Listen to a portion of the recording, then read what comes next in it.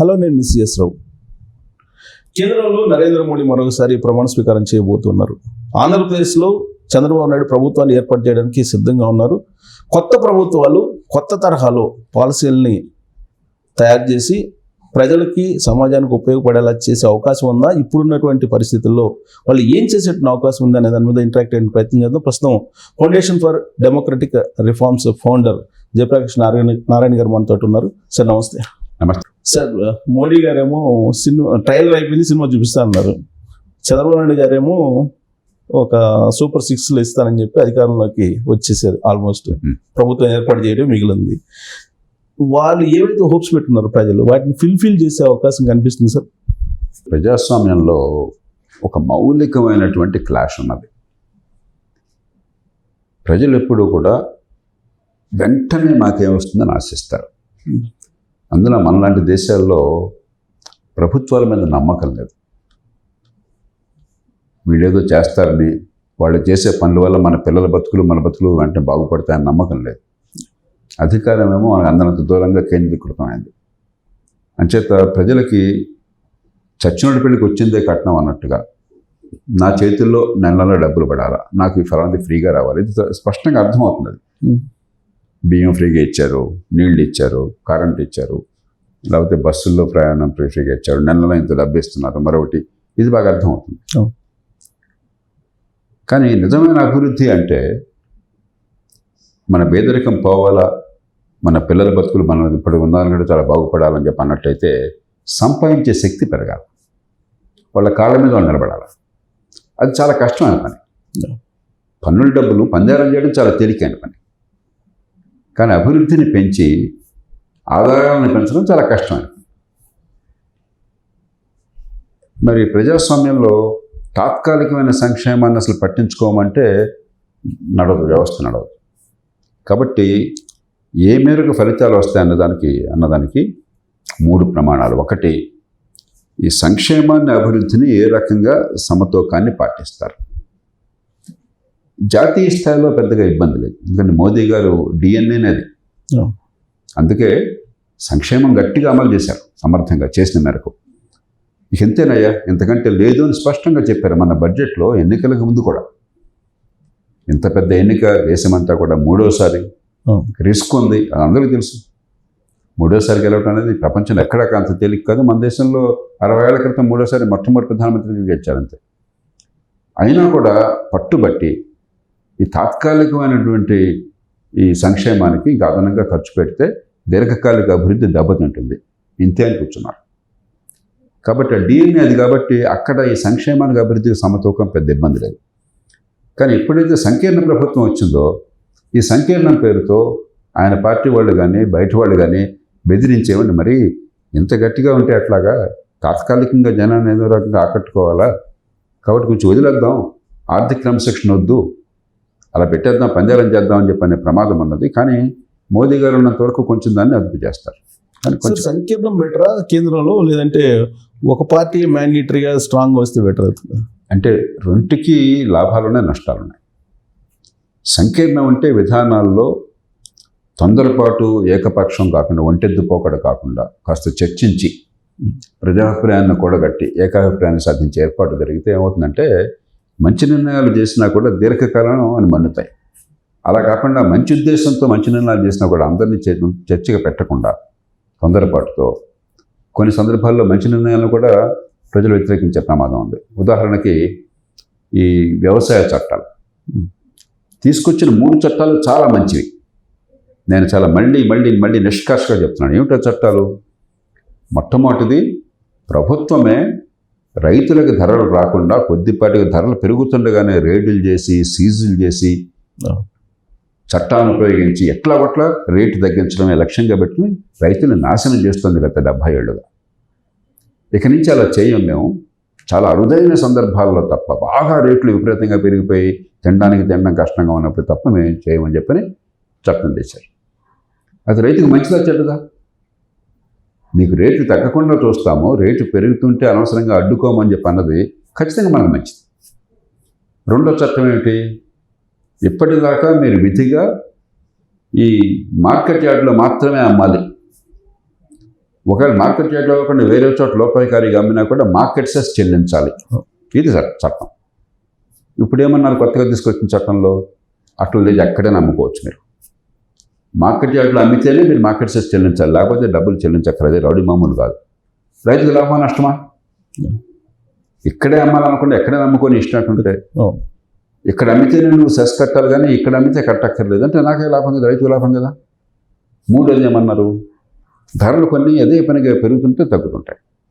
పసుపు ఉంది, మిర్చి ఉంది, ప్రత్తి ఉంది, మరొకటి ఉంది, అలాగే టొమాటోలు ఉన్నాయి, మరి ఆనియన్ ఉంది, మనకి ఉల్లిపాయ ఉంది, మరొకటి ఉంది. ధరలు పెరిగిపోతుంటాయి. దాంతో రైతుకి ఏమవుతుంది? బాగా పెరిగినప్పుడు పంట వస్తే అదృష్టం కొద్దీ ఆ పూట వరకు జాక్పాటు, కానీ ఎంతకాలం ఉంటుందో డబ్బు అయిపోతుంది. కానీ చాలాసార్లు ఏమవుతుంది, మనం ఏదో ఆశపడి రేటు వస్తుంది అనుకుంటే కనీసం పంట ఖర్చులు కూడా రాని పరిస్థితి. టొమాటో ₹10 వెళ్ళిపోతుంది, రోడ్డు మీద పారేసుకుంటాం ఎన్నో. అలాగే కాబట్టి దానికి ఏం చేశారు? కాంట్రాక్ట్ ఫార్మింగ్ అన్నారు. ఏమయ్యా నీకు గ్యారంటీగా ఇంత రేట్ వస్తుంది, ఆ రేటు గిట్టుబాటు అయితేనే పంట వేయండి, ఆ పంట వేస్తే మాకు సప్లై చేయండి, ఈ రేట్ ఇస్తాం. అది కాంట్రాక్ట్. రైతుకి గ్యారంటీగా రేట్ వచ్చే ఏర్పాటు, ఆ కాంట్రాక్ట్ ఫార్మింగ్కి సంతకం పెట్టించుకున్న వాళ్ళకి గ్యారంటీగా ముడిసరికి వచ్చే ఏర్పాటు. ఇద్దరికీ మంచి. ఇష్టం ఉంటేనే మనం అమలు చేస్తాం. దానికి ఏర్పాట్లు చేశారు. రైతుకి లాభమే కదా. ఆ రేట్ నాకు పడుతుంటే మానేయచ్చు మనం. ఇప్పుడు మామూలుగా మార్కెట్లో అమ్ముకుంటున్నాం, గంటలు పడుతున్నాం, 6 గంటలు పడవచ్చు. ఈ 3 చట్టాలు ఖచ్చితంగా రైతుకు అనుకూలమని. కానీ నల్ల చట్టాలని చెప్పేసి అదే నరేంద్ర మోడీ గారు పెట్టిన ఆయనే క్షమాపణ బహిరంగ చెప్పారు. అదే చెప్తున్నాను. ఇప్పుడు ఏమైందంటే, ఎప్పుడైతే సమగ్రమైన చర్చ పార్లమెంట్లో బయట కనుక ప్రవేశపెట్టి ఏకాభిప్రాయ సాధన కోసం కొంచెం ఓపికగా ప్రయత్నం చేస్తే ఈ అబద్ధాలు వచ్చిందే కదా. ఇప్పుడు నేను 3 చెప్పాను కదా, 3లో చెప్పండి, నలిపేంటి చెప్పండి నాకు. నేను ఎవరినైనా సవాల్ చేస్తున్నాను, భారతదేశంలో ఎవరినైనా సవాల్ చేస్తున్నాను. ఈ 3లో నలిపేంటి చెప్పండి నాకు. రైతు వ్యతిరేకం అంటే చెప్పండి, ఒక్క ముక్కలేదు. కానీ ఒంటెద్దు పోకట్లు పోయారని చెప్పిన భావంతో ఏకపక్షంగా నిర్ణయాలు జరిగిన కారణంగా నల్ల చట్టాలని చెప్పనేసి పెద్ద ఉద్యమం చేసి చివరికి ఆయన దీన్ని కొనసాగిస్తే ఓడిపోతామని భయాన్ని కలిగించి అయ్యో వదిలేసుకుంటున్నానని చెప్పాల్సి వచ్చింది. ఇది ఉదాహరణ. కాబట్టి సంకీర్ణ ప్రభుత్వం దాన్ని కనుక సద్వినియోగం చేసుకున్నట్టయితే ఏకాభిప్రాయ సాధనకి ప్రజల్లో వివరాలు అర్థమయ్యేట్టుగా చేయడం కోసం కొంచెం ఓపిక పట్టాలి. హడావిడిగా చేయడం కాకుండా 3 నెలలు పడుతుంది, కాంపమైపోయిందే ఉంది. 70 ఏళ్ళు నడిచిన దేశంలో 3 నెలలు ఆగితే కొన్ని పెద్ద విషయాల్లో నష్టం లేదు. కాబట్టి ఆ మేరకు సంకీర్ణ ప్రభుత్వంలో మంచి జరుగుతుంది. ఏకాభిప్రాయం అంటే రేపు వెనక్కి వెళ్ళాం. కానీ నష్టం ఎక్కడ జరుగుతుందంటే, రేపు పొద్దున భవిష్యత్తుని కాపాడుకోవాలంటే ఇవాళ కొంత త్యాగానికి సిద్ధం కావాలి, దుబారా ఖర్చును ఆపాలి, ఆర్థిక క్రమశిక్షణ కావాలి. ఈ సంకీర్ణ వాటి పెట్టుకుని ప్రతిరోజు కూడా బ్లాక్మెయిల్ చేసి గవర్నమెంట్ని దింపేస్తామని చెప్పని రేపు పొద్దున మన పిల్లల భవిష్యత్తుని దెబ్బ కొట్టేటువంటి నిర్ణయాలకి వెళ్ళే అవకాశం ఉంది. ఒక ఉదాహరణ మళ్ళీ చెప్తాను. చాలామందికి ఈ విషయం తెలియకపోవచ్చు. అగ్నివీర్ ఎందుకు వచ్చిందో తెలుసా? పెన్షన్ల భారం భరించలేక మన రక్షణ కోసం పెట్టే బడ్జెట్ అంతా కూడా జీతాలకి పెన్షన్లకే పోతుంది, అసలు రక్షణకు పోవటంలా. ఎందుకని? మామూలుగా అసలు గవర్నమెంట్లోనే నాశనం అయిపోతాం. గవర్నమెంట్లోనే రిటైర్ అయిపోయిన తర్వాత పెన్షన్ల భారం అదే పనిగా పెరిగిపోతుంది, చాంతాటంతా. పే రివిజన్ కమిషన్లు పెరిగినప్పుడల్లా పెన్షన్లు విపరీతంగా పెరుగుతున్నాయి. ఈవేళ సగటు పెన్షను 50 నుంచి 60 వేల రూపాయల నెలకి ప్రభుత్వ ఉద్యోగులకు ఉన్నది సగటు పెన్షన్. రిటైర్ అయ్యేప్పుడు వచ్చే డబ్బు 30 లక్షల నుంచి 60 లక్షలు ₹1,00,00,000 ఉన్నది. ఈ మొత్తం ఎవరిస్తున్నారు? ప్రజలు. దాని నుంచి రావట్లా, మన పన్ను డబ్బుల నుంచి పోతుంది. కాలక్రమేణా ప్రభుత్వాలు దివాళా తీసే పరిస్థితి వస్తే కనీసం కొత్త తరానికి 2004 నుంచి ప్రభుత్వంలో చేరిన వాళ్ళకి కొత్త పెన్షన్ పద్ధతి పెట్టారు. అంటే ప్రపంచం అంతా ఉన్నట్టుగా, ప్రపంచం అన్ని దేశాల్లో ఉంది ఈ పెన్షన్ పద్ధతి. ఏమిటి? ఉద్యోగి కొంత పెడతాడు, యజమాని కొంత పెడతాడు, దాని నుంచే పెన్షన్ వస్తుంది. కానీ వచ్చే తరాన్ని నాశనం చేసి పన్నుల డబ్బుల నుంచి డబ్బులు తీయరు. కానీ రక్షణ దళాలకి ఇచ్చేలా, సైన్యానికి ఇది చేయాల, సెంటిమెంట్తో సైన్యం కదా అని చెప్పాను. సైన్యానికి చేయాలి. సైన్యానికి మరింత ముఖ్యం. ఎందుకని? గవర్నమెంట్లో ఉద్యోగులకి ఒక 25-30 ఏళ్ళు పనిచేసిన తర్వాత రిటైర్ అవుతారు. సైన్యంలో 15 ఏళ్ళు పనిచేసి రిటైర్ అవుతారు. కాబట్టి 15 ఏళ్ళు పనిచేసిన దానికి వచ్చే 50 ఏళ్ళ తర్వాత ప్రభుత్వం పోషించాలి వాళ్ళని. ఈ రీతిన పెన్షన్ల భారం పెరిగేది. దాంతో ఏమవుతుంది? ఇక దేశ రక్షణ కోసం డబ్బులు కాకుండా మాజీ సైనికుల డబ్బులు ఇవ్వడం అనుకుంటాం. Oh. ఇది భరించలేక కనీసం భవిష్యత్తులో అయినా సరే ఈ భారం లేకుండా ఉండాలని 4-5 ఏళ్ళు పనిచేసి వెళ్ళిపోతే ఆ టైంలో 4 ఏళ్ళ తర్వాత 10 లక్షలు అంత ఇచ్చేద్దాం, మంచి జీతం ఇద్దాం, వాళ్ళకి ట్రైనింగ్ ఇద్దాం, గవర్నమెంట్లో ఫస్ట్ అవకాశాలు వాళ్ళకి ఇద్దాం. Oh. కానీ భవిష్యత్తు మీద భారం ఉండదు ఖజానా మీద. ఇప్పుడు ఏమంటున్నారు ఒక పార్టీ జనతాదళ్ యునైటెడ్ కాబోలు మన నితీష్ కుమార్ గారి పార్టీ జేడీయూ అగ్రివీర్ని మార్చండి అంటున్నారు. అవును. దేశం ఏమవుతుంది, ఖజానా ఏమవుతుంది, దేశ రక్షణ ఏమవుతుంది, అవి అనవసరం. ఎందుకంటే ఇవాళ తాత్కాలికంగా ఆ ప్రాంతాల్లో కొన్ని ప్రాంతాల్లో మా వరకు ఒక ఉద్యోగం వస్తే చాలు. దేశం ఏమైంది, దానివల్ల దేశ ప్రజలకు ప్రయోజనం ఏమైంది నాకు అనవసరం, నాకు ఉద్యోగం కావాలి. అందరికీ ఇదే. మనం చాలామందికి ప్రభుత్వంలో చేరడమే ఉద్యోగం అన్న అబద్ధాన్ని ప్రచారం చేస్తున్నాం పార్టీ. బలంగా ఉంది సమాజం. ఇప్పుడు ఒక బలమైన నాయకుడు, బలమైన ప్రభుత్వం కనీసం కొంతైనా తట్టుకుని నచ్చప్పే ప్రయత్నం చేయొచ్చు. సంకీర్ణం కాగానే మరి రోజు దింపుతాం అని భయపెట్టి ఉంచుతారు. కాబట్టి సంకీర్ణ ప్రభుత్వాల్లో కొంత మంచి ఉంది, కొంత ప్రమాదం ఉంది. ఆ ప్రమాదాన్ని అరికట్టితే, బాధ్యత వ్యవహరిస్తే సంకీర్ణ ప్రభుత్వం వల్ల నష్టమే ఉండదు. ఒకటి సార్, నరేంద్ర మోడీ గారి యొక్క మెంటాలిటీ ఏంటంటే ఆయన తీరు చూసిన తర్వాత అసలు సంకీర్ణ ప్రభుత్వాన్ని ఆయన నడపలేరేమో ఎక్కువ కాలం అనేటువంటి భావన ఉన్న వాళ్ళకి ఏం చెప్తాను? అది మనం చెప్పలేము. ఎందుకంటే ఏ మనిషి అయినా కూడా అనుభవం ఉన్నవాళ్ళు, ప్రభుత్వంలో చాలా కాలం పనిచేసిన వాళ్ళు, రాజకీయాన్ని చూసిన వాళ్ళు పరిస్థితులకు అనుగుణంగా తమనుగా మంచుకుంటారు. భారతీయ జనతా పార్టీకి 1984లో 2 సీట్లు వచ్చినాయి లోక్సభలో. దానిలో 1 సీట్ ఎన్టీ రామారావు గారి పుణ్యం అని చెప్పని మన ఆంధ్రప్రదేశ్లో జంగారెడ్డి గారు గెలిచారు, వరంగల్ దగ్గర హనుమకొండలో. అది లేకపోతే 1 సీటే వచ్చారు. దాన్ని తట్టుకున్నారు వాళ్ళు. 300 పైన సీట్లు వచ్చి తట్టుకున్నారు. వాజ్పేయి గారికి 140 సీట్లతో ప్రభుత్వం నడిపారు. కాబట్టి పరిస్థితుల్ని బట్టి మార్చుకుంటారు పరిస్థితి. ఆ బాడీ లాంగ్వేజ్ మారుతుంది, ఆ కాన్ఫిడెన్స్ మారుతుంది, చేసే తీరు మారుతుంది, స్టైల్ మారుతుంది. అంచేత అది లేకపోతే రాజకీయ నాయకులు కాలేరు. దాని గురించి నాకు పెద్దగా ఆందోళన లేదు. ఓకే సార్, 370 రద్దు చేశారు, అదొక డేర్ స్టెప్ అని చెప్పి కొంతమంది భావించారు. తర్వాత అయోధ్యలో రామాలయం అనేది, ఇవన్నీ కూడా కొన్ని క్రిటికల్ ఇష్యూస్ని ఆయన సాల్వ్ చేయగలిగారు అనేది ఒకటి. ప్లస్ ఇంకో విమర్శనాత్మకంగా ఉండేటువంటి కొన్ని డెసిషన్స్, నోట్ల రద్దు కానీ ఇలాంటి జిఎస్టీ లాంటివి చేశారు. అలాంటివి చేయగలరా భవిష్యత్తులో? అలాంటి చేయకూడదు, చేయడం సాధ్యము కాదు. నోట్ల రద్దు ఉన్నది, ముందు చూపు లేకుండా హడావిడిగా నోట్ల రద్దు చేసి పారేశారు. కనీసం కొత్త కరెన్సీ నోట్లు తీసేసిన చలామణి కానటువంటి నోట్లకు సమానంగా కొత్త నోట్లు ప్రింట్ అనేది ఒకటి చూసుకోకుండా దేశం ఆర్థిక వ్యవస్థ కొద్దిగా కుదరైపోయింది. అదే కనుక నిజంగా అందరితో చర్చించి నిర్ణయం చేసుకునే పద్ధతి ఉంటే ఆ తప్పు జరిగి ఉండేది కాదు. అందుకనే సంకీర్ణ ప్రభుత్వం అన్నది మంచిగా చెడా అని చెప్పలేము, ఆ సందర్భాన్ని బట్టి ఉంటుంది. తొందరపాటు చర్యలు ఖచ్చితంగా ఆగుతాయి, ఒంటెద్దు పోకట్లు ఆగుతాయి, ఏకపక్షంగా నిర్ణయాలు ఆగుతాయి, మరింత ప్రజాస్వామ్యబద్ధంగా నడుస్తాయి. ఆ మేరకు మంచిది. కానీ జనాకర్షణ తాత్కాలికంగా మెప్పించడం కోసం అని చెప్పని ఖజానా ఖాళీ చేసి మరి తాత్కాలిక ప్రయోజనాల కోసం పనులు చేసే ప్రయత్నం ఉంటుంది, అది నష్టం జరుగుతుంది. కాబట్టి 2 ఉంటాయి. సార్, సంకీర్ణంలో ఇప్పుడు చంద్రబాబు నాయుడు గారు చాలా కీలకంగా ఉన్నారు. ఇప్పుడు సంఖ్యాపరంగా చూస్తే ఆయన నోట్ల రద్దప్పుడు ఒక వ్యాఖ్య చేశారు సార్, 500 రూపాయలను కూడా రద్దు చేస్తే అవినీతి తగ్గిపోతుందని.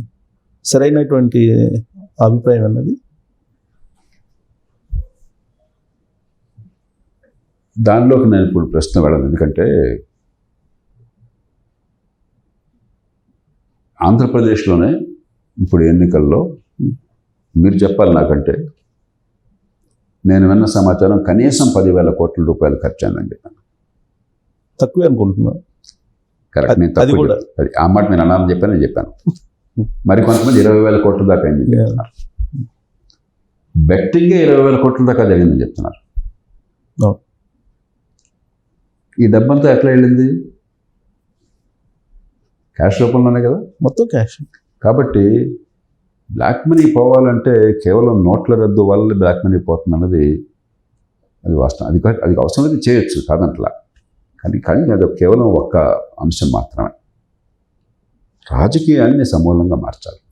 ఎన్నికల్లో అక్రమ ఖర్చు తొలగించకుండా అక్రమ ఖర్చు లేకుండా నిజాయితీ పరులు హేతుబద్ధమైన పద్ధతులతో వీరికి అన్ని తాత్కాలికమైన తాయిలాలు ఇచ్చి కాకుండా, డబ్బులు పంచి కాకుండా, భయపెట్టి కాకుండా, కులాలు మతాలు విభజన చేసి కాకుండా, సమర్థులైన వాళ్ళు నిజాయితీ పరులు, ప్రజాసేవా తత్పరులు అధికారంలోకి డబ్బుల ఖర్చు విశృంఖలంగా చేయకుండా, అక్రమాలకు పాల్పడకుండా ఎన్నికయ్యే పద్ధతులు వచ్చేదాకా నల్ల డబ్బు కాదు.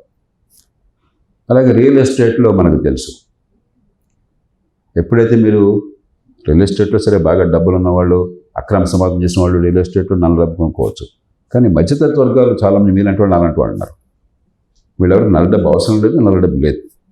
కానీ రియల్ ఎస్టేట్లో మీరు ఏమన్నా ప్రాపర్టీ కొనుక్కోవాలంటే మీకున్నటువంటి డబ్బుని తెల్ల డబ్బు నల్ల డబ్బుగా మార్చుకోవాల్సి వస్తుంది. ఎందుకంటే మీరు క్యాష్ ఇవ్వకపోతే నేను మీకు అమ్మను అంటున్నాడు. డైరెక్ట్గా అడుగుతున్నారు క్యాష్ ఎంత, ఆన్లైన్ పేమెంట్ ఎంత. కాబట్టి మీరు కొనలేరు. లేకపోతే మీకు ఏమన్నా ఉంటే ఒక ఆస్తి మీరు అమ్మలేరు. ఎందుకంటే నాకు వైటే కావాలని చెప్పంటే వాడు క్యాష్ తప్ప నేను ఇవ్వను అంటున్నాడు. రెండు రకాలుగా చెయ్యి, మన తప్పు కాదు, అది తగ్గించవచ్చు. ఉదాహరణకి మీరు పన్నులు తగ్గించారనుకోండి, స్టాంప్ డ్యూటీ తగ్గించారు. అలాగే మీకు క్యాపిటల్ గెయిన్స్ ట్యాక్స్ అని ఒకటి ఉన్నది. అంటే కొన్న ధర కంటే అమ్మిన ధర ఎక్కువైనట్టయితే ఈ తేడా మీద పన్ను పడుతుంది జాతీయ స్థాయిలో. దాన్ని కూడా తగ్గించారు. ఆ మేరకు మీరు రేట్లు పెంచారు. అధికారికంగా రేట్లు మార్కెట్ రేటు కాస్త అటు ఇటు ఉండేట్టు పెట్టారనుకోండి, అప్పుడు మనకు పన్నులు భారం పెరగదు. ఇంతే డబ్బు కడతాం మనం. ప్రభుత్వానికి పన్నులు తగ్గవు, క్యాష్ అవసరం ఉండదు. ఒక్కసారి 3 ప్రయోజనాలు, ఎవరికి నష్టం లేదు. నష్టం అక్కడికే ఉంటుంది, అక్రమంగా క్యాష్ సంపాదించినట్టు ఉంటుంది. కాబట్టి అట్లాగా చిత్తశుద్ధితో లోతుగా ఆలోచించాలి, కానీ చిట్కాలు లేవు. సో ఇక సంకీర్ణ ప్రభుత్వంలో కొన్ని లాభాలు ఉన్నాయి, కొన్ని నష్టాలు ఉన్నాయి అన్నారు సార్. లాభాలను చూస్తే కనుక ఆంధ్రప్రదేశ్కి ఈసారి కొంచెం లాభం కలిగే పరిస్థితులు కనిపిస్తున్నాయా? ఎందుకంటే ప్రత్యేక హోదా అనేది ఎప్పటి నుంచో ఉన్నటువంటి అంశం. ఈసారి అది ఏదో కొంచెం డిమాండ్ చేసే పరిస్థితి అక్కడ ఉంది అంటున్నారు. వస్తుందా? వచ్చే పరిస్థితి? ప్రత్యేక హోదా అనేది ఆంధ్రప్రదేశ్ ప్రజలకి ఒక మంత్రమైంది. నేను చాలా కాలం నుంచి చెప్తున్నాను. ప్రత్యేక హోదాలో 4 అంశాలు ఉన్నాయి. మొట్టమొదటిది, ప్రత్యేక హోదా ఉన్నటువంటి రాష్ట్రాలు 11 ఉన్నాయి. ఈశాన్య భారతంలో 8 ఉన్నాయి, సిక్కింతో సహా. తర్వాత ఉత్తరాఖండ్ ఉన్నది, హిమాచల్ ప్రదేశ్ ఉన్నది, జమ్మూ కాశ్మీర్ ఉన్నది. ఈ 11 రాష్ట్రాలకు కూడా రెవెన్యూ డెఫిసిట్ అంటాం. అంటే మీకు రోజువారీ వచ్చే ఆదాయం కంటే రోజువారీ ఖర్చు ఎక్కువ ఉంటే ఆ గ్యాప్ని జాతీయ స్థాయి నుంచి ఇస్తున్నారు ఒక ప్రత్యేకంగా. అది ఆల్రెడీ ఆంధ్రప్రదేశ్కి వచ్చేసింది. 5 ఏళ్ల పాటు ఆంధ్రప్రదేశ్కి 14వ ఆర్థిక సంఘంలో ఏర్పాట్లు చేసి డబ్బులు ఇచ్చేశారు మనకి. మొదటి సంవత్సరం డబ్బు తేల్చాల, 2014-15 అంటే రాష్ట్రం విభజన జరిగిన మొట్టమొదటి సంవత్సరం. అందుకని అది బకాయి ఉండిపోయింది. దాని మీద నేనే ఒక కసరత్తు చేశాను. లోక్సత్తాయే ఒక అధ్యయన బృందాన్ని జాతీయ స్థాయిలో ఏర్పాటు చేసి చాలా కూలంకషంగా లెక్కలు వేసి 10,493 కోట్ల రూపాయలు రావాలని తేల్చాం. చాలా నిజాయితీగా, నిష్పాక్షికంగా, మా రాష్ట్రం కాబట్టి పక్షపాతం లేకుండా.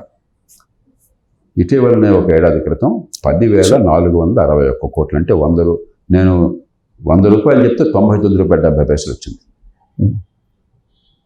కాబట్టి ఆ పాట అయిపోయింది, ప్రత్యేక ప్రభుత్వం లాభం జరిగిపోయింది. ఇక రెండోది, కేంద్ర ప్రతిపాదిత పథకాలను ఉన్నాయి జాతీయ స్థాయిలో ప్రభుత్వాలు. మాధ్యమిక శిక్షా అభియాన్, సర్వశిక్షా అభియాన్, లేకపోతే ఆరోగ్యం వచ్చే ఇది, లేకపోతే పెన్షన్లకు వచ్చి చెప్పి రకరకాల పథకాలు.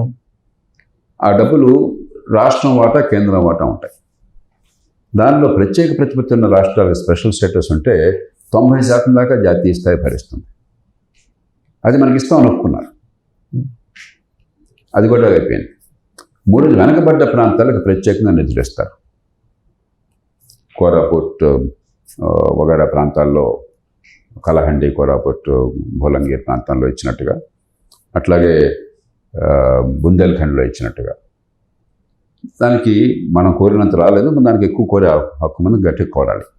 జిల్లాకి 50 కోట్ల చొప్పున 7 జిల్లాలకి కొంత ఇచ్చారు. మిగతా చట్టం ప్రశ్న పరిస్థితి నాకు తెలియదు మరి చట్టంలో.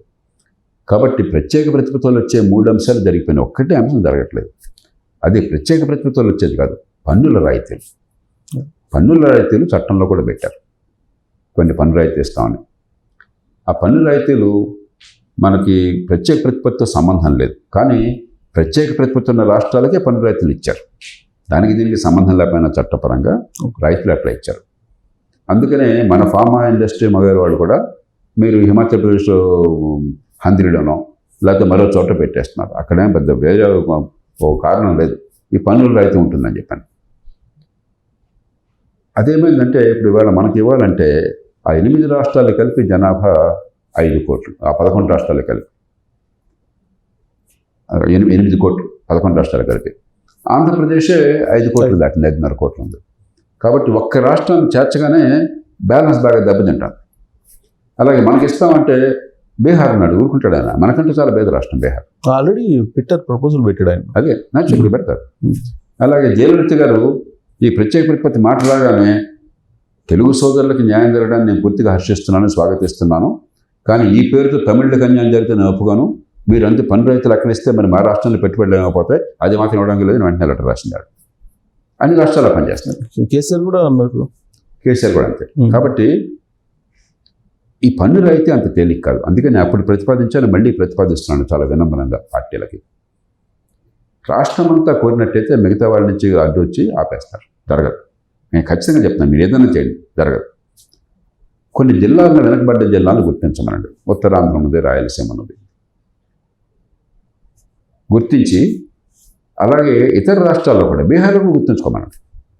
ఇతర రాష్ట్రాలు గుర్తించండి. యాస్పిరేషన్ డిస్ట్రిక్ట్స్ ఏవో అన్నారు, దానిలో మనకు కావాల్సిన జిల్లాలను చేర్చి ఏర్పాటు చేయండి. అక్కడ పనులు అయితే ఏమని చెప్పండి. మనం కొంచెం తీర ప్రాంతంలో ఉన్నాం, కొంచెం ముందు చూపుతో మౌలిక సదుపాయాలు కల్పిస్తున్నాం, పరిశ్రమ ప్రోత్సహిస్తున్నాం. కాబట్టి 100 జిల్లాలో 120 జిల్లాలో రేసులో ఉంటే మన జిల్లాలకే ఫస్ట్ ప్రయారిటీ వచ్చేస్తుంది ఆటోమేటిక్గా. కాబట్టి ఒడుపుగా సాధించుకోవాలి. ఊరికి రోడ్డు మీద కూర్చొని రస్తాలు ఓపెన్ చేసి వివేకంగా ఉపన్యాసాలు వచ్చుకుని ఈ 10 ఏళ్ళు ఏం చేశారు? ఉపన్యాసాలు వచ్చుకుని మీరు చెప్పండి, ఏమి సాధించారు? సాధించినవి ఉన్నామంటే బుద్ధిని ఉపయోగించి ముందు చూపుతో ఎప్పుడైతే మనకు కావాల్సిన ఏర్పాట్లు చట్టంలో చేసుకున్నా అవి సాధించాం. ఆ చట్టంలో ఆ ఏర్పాట్లో కీలక పాత్ర వహించిన వాళ్ళని నేవకండి ఆనాడు ఈ ప్రతిపాదనలు చేసిన వాళ్ళు. కాబట్టి పెద్దాన్ని రాజకీయం చేసి నినాదాలు ఇచ్చేసి స్లోగన్స్ ఇచ్చి హడావుడి చేయడం కాకుండా కొంచెం బుద్ధి ఉపయోగించాలి, దూరదృష్టి కావాలి. ఇతర రాష్ట్రాలు అడ్డుకోకుండా వాళ్ళకి మరీ అన్యాయం జరిగిందన్న భావం కలగకుండా అదే సమయంలో ఒడుపుగా గడుసుగా మన ప్రయోజనం వచ్చేట్టు చేసుకోవాలి. అలా చేయబట్టే మీకు 2014-15 కావాల్సిన డబ్బు ఏం చెప్పామో అంత డబ్బు వచ్చింది. అప్పటిదాకా మీరు ఎంత చేసినా రా. ఆ క్యాల్కులేషన్ ఎప్పుడైతే చాలా న్యాయంగా ధర్మంగా చేసామో, పక్షపాతం లేకుండా జాతీయ స్థాయిలో నిపుణులు కూడా పెట్టి వాళ్ళతో ఒప్పించామో, అప్పుడు వాళ్ళు కాదని లేకపోయినారు. అంచేత ఇది ఒక్కటే మిగిలింది. అది ఈ రకంగా చేస్తే అన్ని రాష్ట్రాలకి అవకాశం ఇచ్చి మన రాష్ట్రాల్లో మనం కావాల్సిన జిల్లాలను దానిలో కలిపేసుకుని మనం కొంచెం ముందుగా వరుసలో ఉండి గబగబా మౌలిక సదుపాయాలు పెట్టుబడి ప్రోత్సహించినట్టయితే ఆటోమేటిక్గా మనకు ఆ ప్రయోజనం వస్తుంది. సో ఇప్పుడు చంద్రబాబు నాయుడు గారు కొత్త ప్రభుత్వాన్ని ఏర్పాటు చేయబోతున్నారు బాబు గారు. అయితే సార్, ఆయన ప్రమాణ స్వీకారం చేయకముందే సివిల్ సర్వెంట్స్ లీవ్ మీద వెళ్ళిపోయేటువంటి పరిస్థితిని మనం చూస్తున్నాం. అలాంటి సిచ్యువేషన్ని మీరు ఎలా చూస్తారు సార్? మనకేమైందంటే చట్ట ప్రకారమో బ్రిటన్లో, మన దేశంలో, ఇలాంటి దేశాల్లో ప్రభుత్వ యంత్రాంగం, అధికార యంత్రాంగం శాశ్వతమైనది, నిష్పాక్షికమైనది. కానీ క్రమక్రమంగా ఈ శాశ్వతం కొనసాగుతోంది, కానీ నిష్పాక్షికం పోయింది. రాజుల మించిన రాజభక్తి చూపెడుతున్నారు ఉన్నతాధికారులు కూడా. ఉన్నతాధికారులకి అపారమైన రక్షణ ఇచ్చింది రాజ్యాంగం. సర్దార్ పటేల్ ప్రత్యేకంగా పట్టుబట్టి ఆ రక్షణ కల్పించారు, 311 అధికరణం వగేరా వగేరా. దాని ఉద్దేశం ఈ ఆల్ ఇండియా సర్వీస్ అధికారులు కానీ ఇతరులు కానీ పార్టీలని, పక్షపాతాలని పక్కన పెట్టి, ప్రాంతీయము, కులం, మతం, వర్గం పక్కన పెట్టి దేశ ప్రయోజనాలు, దేశ ఐక్యత, సమాజ దీర్ఘకాలిక హితము దాని గురించి పట్టించుకుంటారని చెప్పని. మరి దానికి తగ్గట్టుగానే దేశంలో సమర్థులను ఎంపిక చేస్తున్నాం, పెద్ద పోటీ పరీక్షలు పెట్టి. వచ్చేది సమర్థులు వస్తున్నారు, కానీ చాలామంది కొన్నేళ్ళు కాగానే పూర్తిగా జారిపోతున్నారు. రాజుల నుంచి రాజభక్తి, కొన్ని సందర్భాల్లో అవినీతి, విపరీతమైనటువంటి అవినీతి, పక్షపాతం, ఇవి చోటు చేసుకోవడం చేత ప్రజల్లో విశ్వాసం పోతుంది. ఇప్పటికీ సమర్థులు ఉన్నారు, అందరినీ ఆ ఘాటను కట్టడం ధర్మం కాదు. సమర్థులు ఉన్నారు, ఇప్పటికీ నిజాయితీ పరులు ఉన్నారు, ప్రజల కోసం పనిచేసేవాళ్ళు ఉన్నారు, దానికోసం ఎంతో ధైర్యంగానే చేసేవాళ్ళు ఉన్నారు. కానీ ప్రజల దృష్టిలో చాలామంది చాలా తేలిగ్గా జారిపోతున్నారు. మరి వాళ్ళు కొంతమంది బహుశా నచ్చని ప్రభుత్వం వస్తే వెళ్ళిపోవచ్చు, లేదా భయపడి కానీ ఇంకో కారణంగా కానీ. అది సరైన సంప్రదాయం కాదు. ప్రభుత్వాలు ఏ పార్టీకి చెందినా, ఏ కులం నాయకుడు ముఖ్యమంత్రిగా ఉన్నా, ఏ మతం నాయకుడు ముఖ్యమంత్రిగా ఉన్నా, ప్రధానమంత్రిగా ఉన్నా మనకు అనవసరం. మన రాజ్యాంగం గొడుగు కింద ప్రజల హితం కోసం పనిచేస్తున్నాం. అని చేస్తున్నప్పుడు ఏ ప్రభుత్వం కూడా సమర్థంగా చేయాలి, నిజాయితీగా చేయాలి, ధైర్యంగా సలహాలు ఇవ్వాలి. ప్రభుత్వం రాజ్యాంగబద్ధంగా చట్టబద్ధంగా తీసుకున్న నిర్ణయాలని చిత్తశుద్ధితో చాలా సమర్థంగా అమలు చేయాలి. అది అధికారుల బాధ్యత. అంతేగాని వాళ్ళు ప్రభుత్వ నిర్ణయాలు చట్టబద్ధంగా ఉంటే మనం మధ్యలో గోతులు తవ్వడం కాదు పని. అలాగే ప్రభుత్వం ఏం చెప్పినా కూడా గంగిరెద్దులా తలాడించడం కాదు, సరైన సలహా ఇవ్వాలి. అది కొంతమంది చేస్తున్నారు కానీ చాలామంది జారిపోతున్నారు. 2019 నుంచి 24 వరకు జరిగిన, అంటే మొన్న ఎలక్షన్ దాకా జరిగినటువంటి పరిణామాలు చూస్తే మొత్తం ఆల్మోస్ట్ ఎక్కువగా అదే జరిగింది, స్వామి భక్తిని ప్రదర్శిస్తుంది. అది ఇప్పుడు ఒక్కసారిగా పోయి మళ్ళా లేదు దీనికి ఒక శానిటీ ఉంది సివిల్ సర్వెంట్లకి అని ప్రూవ్ చేసుకోగలరా? అది మరి ప్రభుత్వం, కొత్త ప్రభుత్వం బాధ్యత. అది మనకి అన్నాదురై గారు 1967లో తమిళనాడులో ప్రభుత్వాన్ని ఏర్పాటు చేశారు. డిఎంకే, అప్పటిదాకా కాంగ్రెస్ ఉన్నది. అప్పుడు పెద్ద మనిషి, బాగా విజ్ఞుడైన వాడు రాజాజీ గారు, సి రాజగోపాలాచారి గారు. అన్నాదురై గారు ఆయన కలిశారు రాజాజీ గారిని. ఏమంటే ఇప్పటిదాకా కాంగ్రెస్ అధికారంలో ఉంది, దేశం అంతా కాంగ్రెసేను, చాలామంది అధికారులు వాళ్ళు ఏ మాట పడితే వత్తాసు పలికారు, తలూపారు, మంచి చోటు చూడకుండా చేశారు, వాళ్ళని ఏం చేయాలని అడిగట. రాజాజీ చెప్పారట, వాళ్ళ గురించి ఆలోచించబోకవయ్యా, వాళ్ళు వాళ్ళకి తలూపుతారు, నీకు తలూపుతారు. నువ్వు గౌరవించాల్సింది, గుర్తించాల్సింది ఆనాడు తప్పు చేస్తుంటే అడ్డుకున్న అధికారులు ఉన్నారు, ధర్మం కోసం నిలబడ్డ అధికారులు ఉన్నారు, వాళ్ళని గౌరవించుకో. వాళ్ళు నీకు కూడా న్యాయంగా చేస్తారు, ధర్మంగా చేస్తారు, గంగిరెద్దులాగా తలూపరు, సరైన సలహాలు ఇస్తారు. వాళ్ళని శత్రువులుగా భావించుకో, వాళ్ళని గౌరవించు, వాళ్ళని ప్రేమించు, ఆదరించు అని చెప్పాను. కాబట్టి ప్రభుత్వాలు, ఆ పార్టీలు ప్రభుత్వం ఉండగా ఫలానా వాళ్ళంతా సమర్థంగా పనిచేశారు అనుకుని వీళ్ళు రాగానే వాళ్ళని తీస్తారు అనుకోండి, చివరి కాలక్రమేణా పనికి మాలిన వాళ్ళని మిగులుతారు. ఎన్టీ రామారావు గారు 94 డిసెంబర్లో అధికారంలోకి వచ్చిన తర్వాత ఆయన ఒకే మాట చెప్పారు, ఏ కులము, ఏ పార్టీ ప్రభుత్వంలో పనిచేశారు పక్కన పెట్టేయండి, ఉన్నవాళ్ళ సమర్థులు కొంతమంది ఉన్నారు, సమర్థులు నిజాయితీపరులు ఎవరున్నా సరే వాళ్ళని ఎవరిని కదిలించొద్దు. అందుకనే పెద్ద మెజారిటీతో ప్రభుత్వం మారినా కూడా జిల్లా కలెక్టర్లు దాదాపు ఎవరిని మార్చాలి ఆనాటి ప్రభుత్వం. అలాగే ఉన్నతాధికారులు చాలామందిని ఎవరిని మార్చరు. అవసరార్థం ఆ పదవుల కీలకమైన ప్రాధాన్యత బట్టి కొంతమంది కొన్ని మార్పులు చేరుకుంది తప్ప. ఆ రకంగా ఆలోచించాలి. కానీ ఈ ప్రభుత్వంలో బాగా పనిచేశాడు కాబట్టి మాకు శత్రువు అంటే బాగా పనిచేయనాడు కావాలా, మీకు అసమర్థుడు కావాలా? అవినీతి పరులను పక్కన పెట్టండి. అంచేత ఈ ప్రభుత్వానికి కొందరు, ఆ ప్రభుత్వానికి కొందరు, వీళ్ళు రాగానే వీళ్ళ చుట్టూ 10 మంది, వాళ్ళు రాగానే వాళ్ళ చుట్టూ 10 మంది, ఇది మొత్తం పరిపాలనా యంత్రాంగాన్ని నాశనం చేస్తుంది.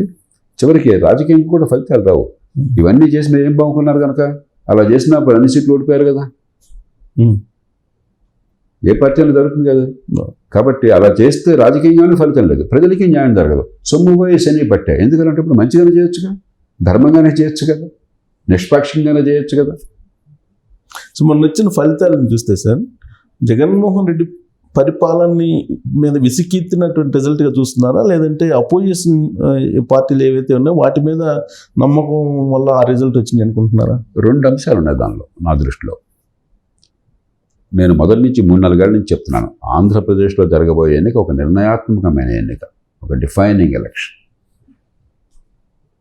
ఒక పేద దేశంలో ఖచ్చితంగా సంక్షేమం కావాలి, అంటే తాత్కాలికంగా ఆ పేదరికం బాధని తగ్గించడం కోసం ప్రయత్నాలు కావాలి, అది వద్దని ఎవరు అనరు. కానీ సంక్షేమమే పరిపాలన. పన్నుల డబ్బులు లేకపోతే అప్పు చేసుకునే డబ్బు తీసుకొచ్చి సగం తినేసి మరికొంత పరిపాలన కోసం మీ మీద మీరు ఖర్చు పెట్టి, ఉద్యోగుల కోసమో నాయకుల కోసం ఖర్చు పెట్టి కొంత దుబారా చేసి ఆ మిగిలిన డబ్బు చాలా సమర్థంగా బటన్ నొక్కి నేను న్యాయంగా నిజాయితీగా పంపిణీ చేస్తాను, ఇదే పరిపాలన, ఇంకే పరిపాలన అక్కర్లేదు. పరిపాలన అంటే ఇదే. చాలా ప్రమాదకరమైన వాదన. ఈ వాదనకి పరిపాలన అంటే ఇదే కాదు, సంక్షేమంతో పాటు ప్రజల ఉమ్మడి అవసరాలు తీర్చాలి. వర్షం వస్తే వరదలు రాకుండా ఉండాలి, మంచినీళ్ళు మురుగునీళ్ళు కలవకూడదు. కరెంటు నిరంతరం మంచి ప్రమాణంతో మనకు అందాలి. రవాణా సౌకర్యాలు బాగుండాలి. మౌలిక సదుపాయాలు బాగుపడాలి. చట్టబద్ధ పాలన ఉండాలి. పెట్టుబడులను ప్రోత్సహించాలి. ఆర్థిక వ్యవస్థను పెంచాలి. ఉపాధి కల్పన చేయాలి. ఆదాయాలు పెంచాలి. అప్పుడు పేదరికం పోతుంది. కాబట్టి ఈ సంక్షేమానికి ఉమ్మడి వసతులు, అందుకోసం ప్రభుత్వం ఏర్పాటు చేస్తున్నాం.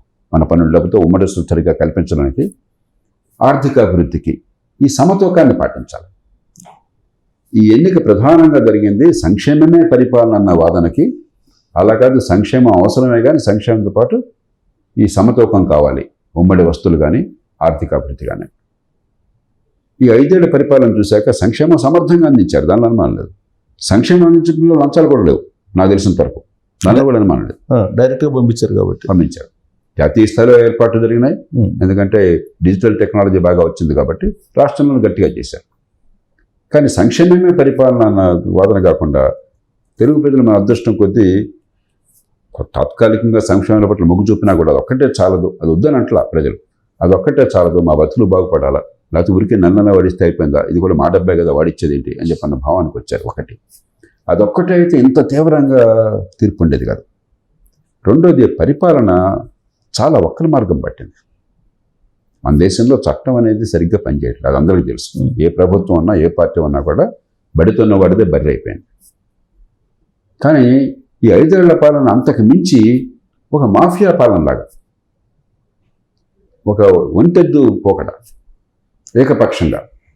అసలు రాజ్యం అంటే నా సొంతం, నేను రాజుని, నేను చక్రవర్తిని, అడ్డొచ్చిన వాడంటే నా శత్రువు, వాడు తలకాయ తీసేస్తాను అన్న ధోరణి బాగా ప్రజలందరికీ అర్థమైంది ఏం జరుగుతుందని చెప్పిన. ఒకసారి మోరల్గా, నైతికంగా ప్రజల్లో కదలికి వస్తే ఎమర్జెన్సీ తర్వాత అదే జరిగింది 1977లో ఇందిరాగాంధీ. అది మామూలు ఎన్నిక కాదు. మామూలుగా పరిపాలన ఇప్పుడు ఎన్నికనుకోండి, జాతీయ స్థాయిలో మోదీ గారికి కొంచెం తగ్గినాయి సీట్లు బీజేపీ, కానీ ఆయనకి పట్టం కట్టారు చివరికి. ఇది మామూలు ఎన్నిక. వాళ్ళు మీరు చేస్తున్న పనుల్ని మీరు మాకు ప్రతిపాదిస్తుందని అంచనా వేసి ఓటేసేది మామూలు ఎన్నిక. కానీ కసి కొద్దీ ఓడించడం అన్నది ఎప్పుడు జరుగుతుందంటే నైతికంగా ఇక దీన్ని సహించడానికి వీలు లేదు ప్రజలు ఒక నిర్ణయానికి వచ్చినప్పుడు. ఇప్పుడు అలాంటి తీర్పు వచ్చింది. అది ఎవరికైనా జరగచ్చు. వీళ్ళే 5 ఏళ్ల క్రితం ఈ ప్రజలే మరి బ్రహ్మరథం పెట్టారు ఇప్పుడు పోతున్న పార్టీకి. కాబట్టి ప్రజాస్వామ్యంలో, రాజకీయంలో ఓడలు బళ్ళు అవుతాయి, బళ్ళు ఓడలు అవుతాయి. అధికారం రాగానే తలకెక్కి అధికారం అహంకారంతో చేయడం కాకుండా, ఇష్టం వచ్చినట్టు రాచరికంలాగా చేయడం కాకుండా, చాలా వినమ్రతతో, ముందు చూపుతో, భవిష్యత్తు పట్ల ఒక స్పష్టమైన దృక్పథంతో పరిపాలన చేస్తేనే చరిత్ర నిలిచిపోతారు. కొన్ని సందర్భాల్లో మంచిగా పరిపాలన చేసి ఓడిపోవచ్చు. వాజ్పేయి గారు బ్రహ్మాండంగా పరిపాలన చేశాడు, 2 ఓడించారు. ఓడిపోతే మటుకేంటి, ఏనుగు బతికిన వచ్చినా వెయ్యే. ఇవాళ గొప్ప ప్రధానమంత్రి అంటే ఆయన పేరు చెప్పుకోవాలి ఖచ్చితంగా. మీరు 20 పార్టీలతో సంఖ్యన ప్రభుత్వం అయినా కూడా అప్పటిదాకా ఈ దేశంలో చూడడమని ఆయన సాధించాడు. నేషనల్ హైవేస్ కావచ్చు, మొబైల్ ఫోన్స్ కావచ్చు, ఆర్థిక అభివృద్ధి కావచ్చు, అంతర్జాతీయంగా ఆంక్షలు ఉన్నా కూడా, చాలా కష్టకాలంలో ఉన్నా కూడా. అది ముఖ్యంగా ఎన్నేళ్ళు పరిపాలన చేసామన్నది ముఖ్యం కాదు. సో బాబు గారు ఏం చెప్తారంటే సార్, సంపదను సృష్టించి ఆ సంపదని పేదలకు నేను పంచుతానంటున్నారు. సంపదను సృష్టించడానికి ఆంధ్రప్రదేశ్లో మౌలిక వనరులు సరిపోతాయా? ఎన్ని ఫ్రీబీస్ అన్ని ఆల్మోస్ట్ 1,70,000 కోట్లు అవసరం అని చెప్తున్నారు. 1,70,000 కోట్లు అతిశయోక్తి, కానీ ఇప్పుడు ఒక 50,000 కోట్లు 60,000 కోట్లు పంపిణీ జరుగుతుంది ప్రస్తుతం. ఇప్పుడు ఈ 5 ఏళ్లలో సగటున ఇప్పుడు వెళ్ళిపోతున్న ముఖ్యమంత్రి గారు 2,70,000 కోట్లు పంచామని చెప్పారు. సుమారుగా అది కరెక్ట్. కాబట్టి అది మళ్ళీ అదనంగా మనం చెప్పాలి, కానీ దాంతో కలపకూడదు. అదనంగా ఉన్న లెక్క నా అంచనాల ప్రకారం దాదాపుగా ఒక 45,000-50,000 కోట్ల రూపాయలు ప్రతిపాదనలు ఉన్నాయి. సూపర్ 6 ఇచ్చిన హామీలు ఏడాదికి అదనంగా. ఇది సాధ్యం కాదు, అంత డబ్బు లేదు. మాట ఇచ్చారు కాబట్టి ఇప్పుడు కసరత్తు చేస్తున్నాం. ఇప్పుడు మీతో ఇక్కడ కూర్చున్న ముందు కూడా మా బృందం కసరత్తు చేస్తుంది. ఏం చేస్తే దీన్ని సరిగ్గా సమర్థంగా నడుపుకోవచ్చు అని చెప్పాను. ఎందుకంటే మీకు డబ్బులు అదనంగా అప్పు తీసుకొచ్చే అవకాశం లేదు. ఒక పరిమితి లోపల అప్పు మీకు ఉంటుంది. FRBM చట్టం ఉన్నది, ఆర్థిక క్రమశిక్షణ ఉన్నది. తర్వాత వెళ్ళిపోతున్న ప్రభుత్వం ఆర్థికంగా చాలా కుదేలు చేసిపోతున్నది. అప్పుల భారం బాగా పెరిగింది. అప్పుల భాగం పెరగడం కాకుండా కనిపించిన అప్పులు బాగా పెరిగినాయి. కనిపించే అప్పులే కాకుండా ఆఫ్ బడ్జెట్ లోన్స్ అంటారు. ఈ సంస్థ పేరు ఆ సంస్థ కార్పొరేషన్స్ స్పెషల్ పర్పస్ వెహికల్ ఉండవు, కార్పొరేషన్ అని పెట్టి దానికి డబ్బులు ఉండవు, ఏముండవు, ఆదాయం ఉండదు, కానీ వేరే చూపెడతాం. సూట్కేస్ కంపెనీ లాగా. కరెక్ట్.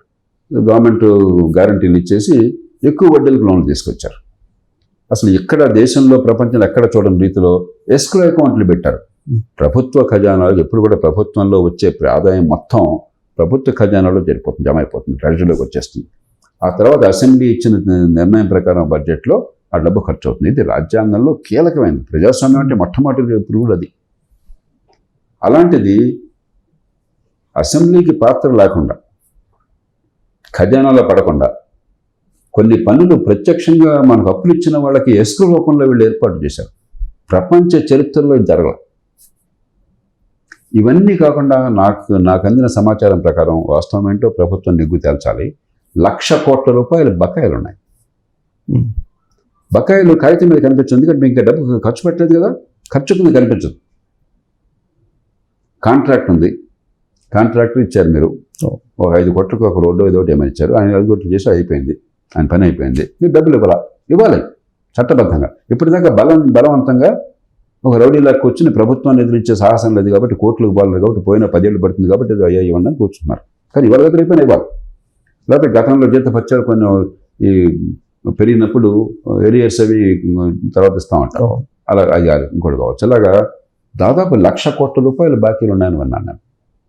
ఇవన్నీ కలిపితే రాష్ట్ర జిఎస్డిపిలో రాష్ట్ర స్థూల ఉత్పత్తిలో 50% దాటింది. 20% మామూలుగా ఉండాలి, బాగుంటే 25% ఉండాలి. పక్కన ఉన్నటువంటి ఒరిస్సా 21%లో ఉంది. నవీన్ పట్నాయక్ అని ప్రజలు ఓడించుండొచ్చు, కానీ చాలా సమర్థంగా చాలా క్రమశిక్షణతో పనిచేశాడు ఆయన.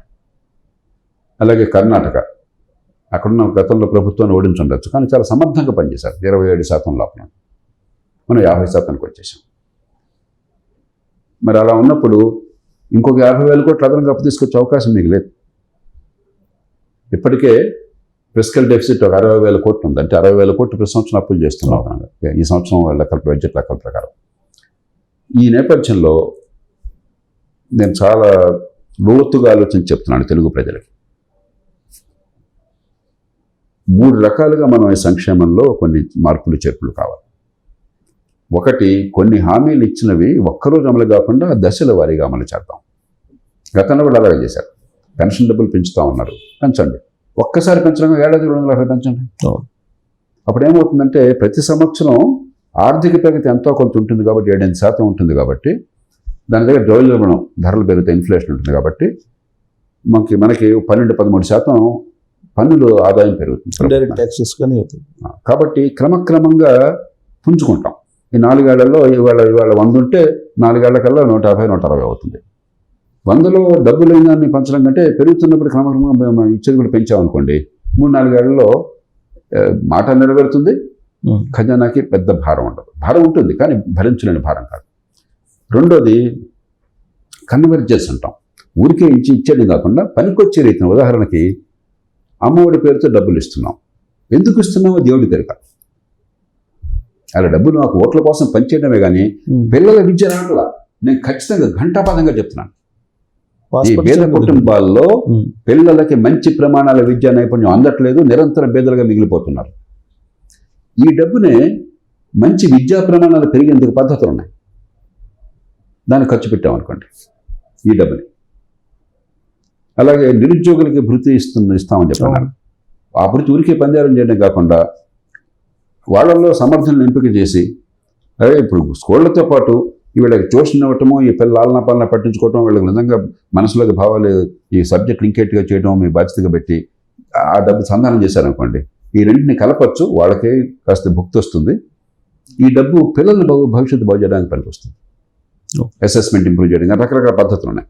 ప్రతి పిల్లలకి ఇప్పుడు ప్రైవేట్ స్కూళ్ళలో పిల్లలకి టెక్నాలజీ ట్యాబ్లెట్స్ ఇవ్వచ్చు, గవర్నమెంట్ స్కూల్కి ఇచ్చామని చెప్పి ఎంతమంది ఇచ్చారో నాకు తెలియదు. దాన్ని ఉపయోగించవచ్చు రెమిడియేషన్ కోసం, అంటే అర్థం కాని పాటలు అర్థం చేయడం కోసం చాలా పద్ధతులు ఉన్నాయి.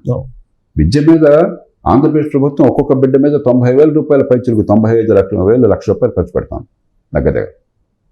కానీ ఏమీ ఉపయోగం లేదు, డబ్బు ఖర్చు కనిపిస్తుంది. మీ స్కూల్ లెవెల్లోనే సార్, కాలేజీ లెవెల్లో? School level.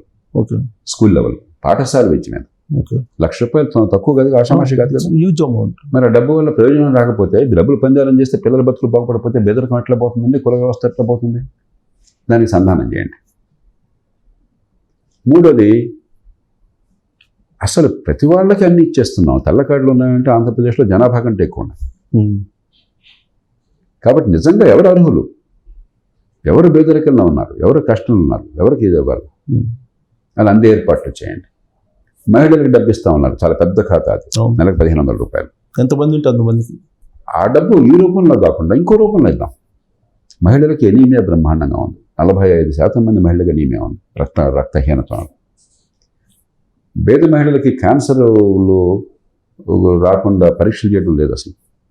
ఉదాహరణకి సర్వైకల్ క్యాన్సర్ అంటాం, గర్భసంచి ముఖద్వారం క్యాన్సర్ చాలా కామన్ మన దేశంలో.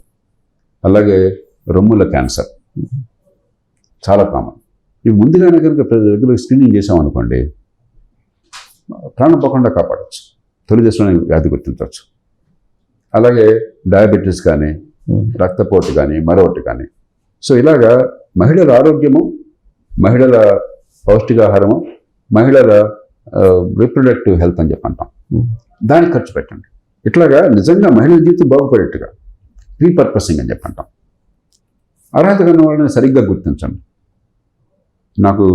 నేను శాసనసభలో ఉండగా ఆనాటి సివిల్ సప్లైస్ మంత్రిగా నా పక్కన వచ్చి కూర్చున్నారు.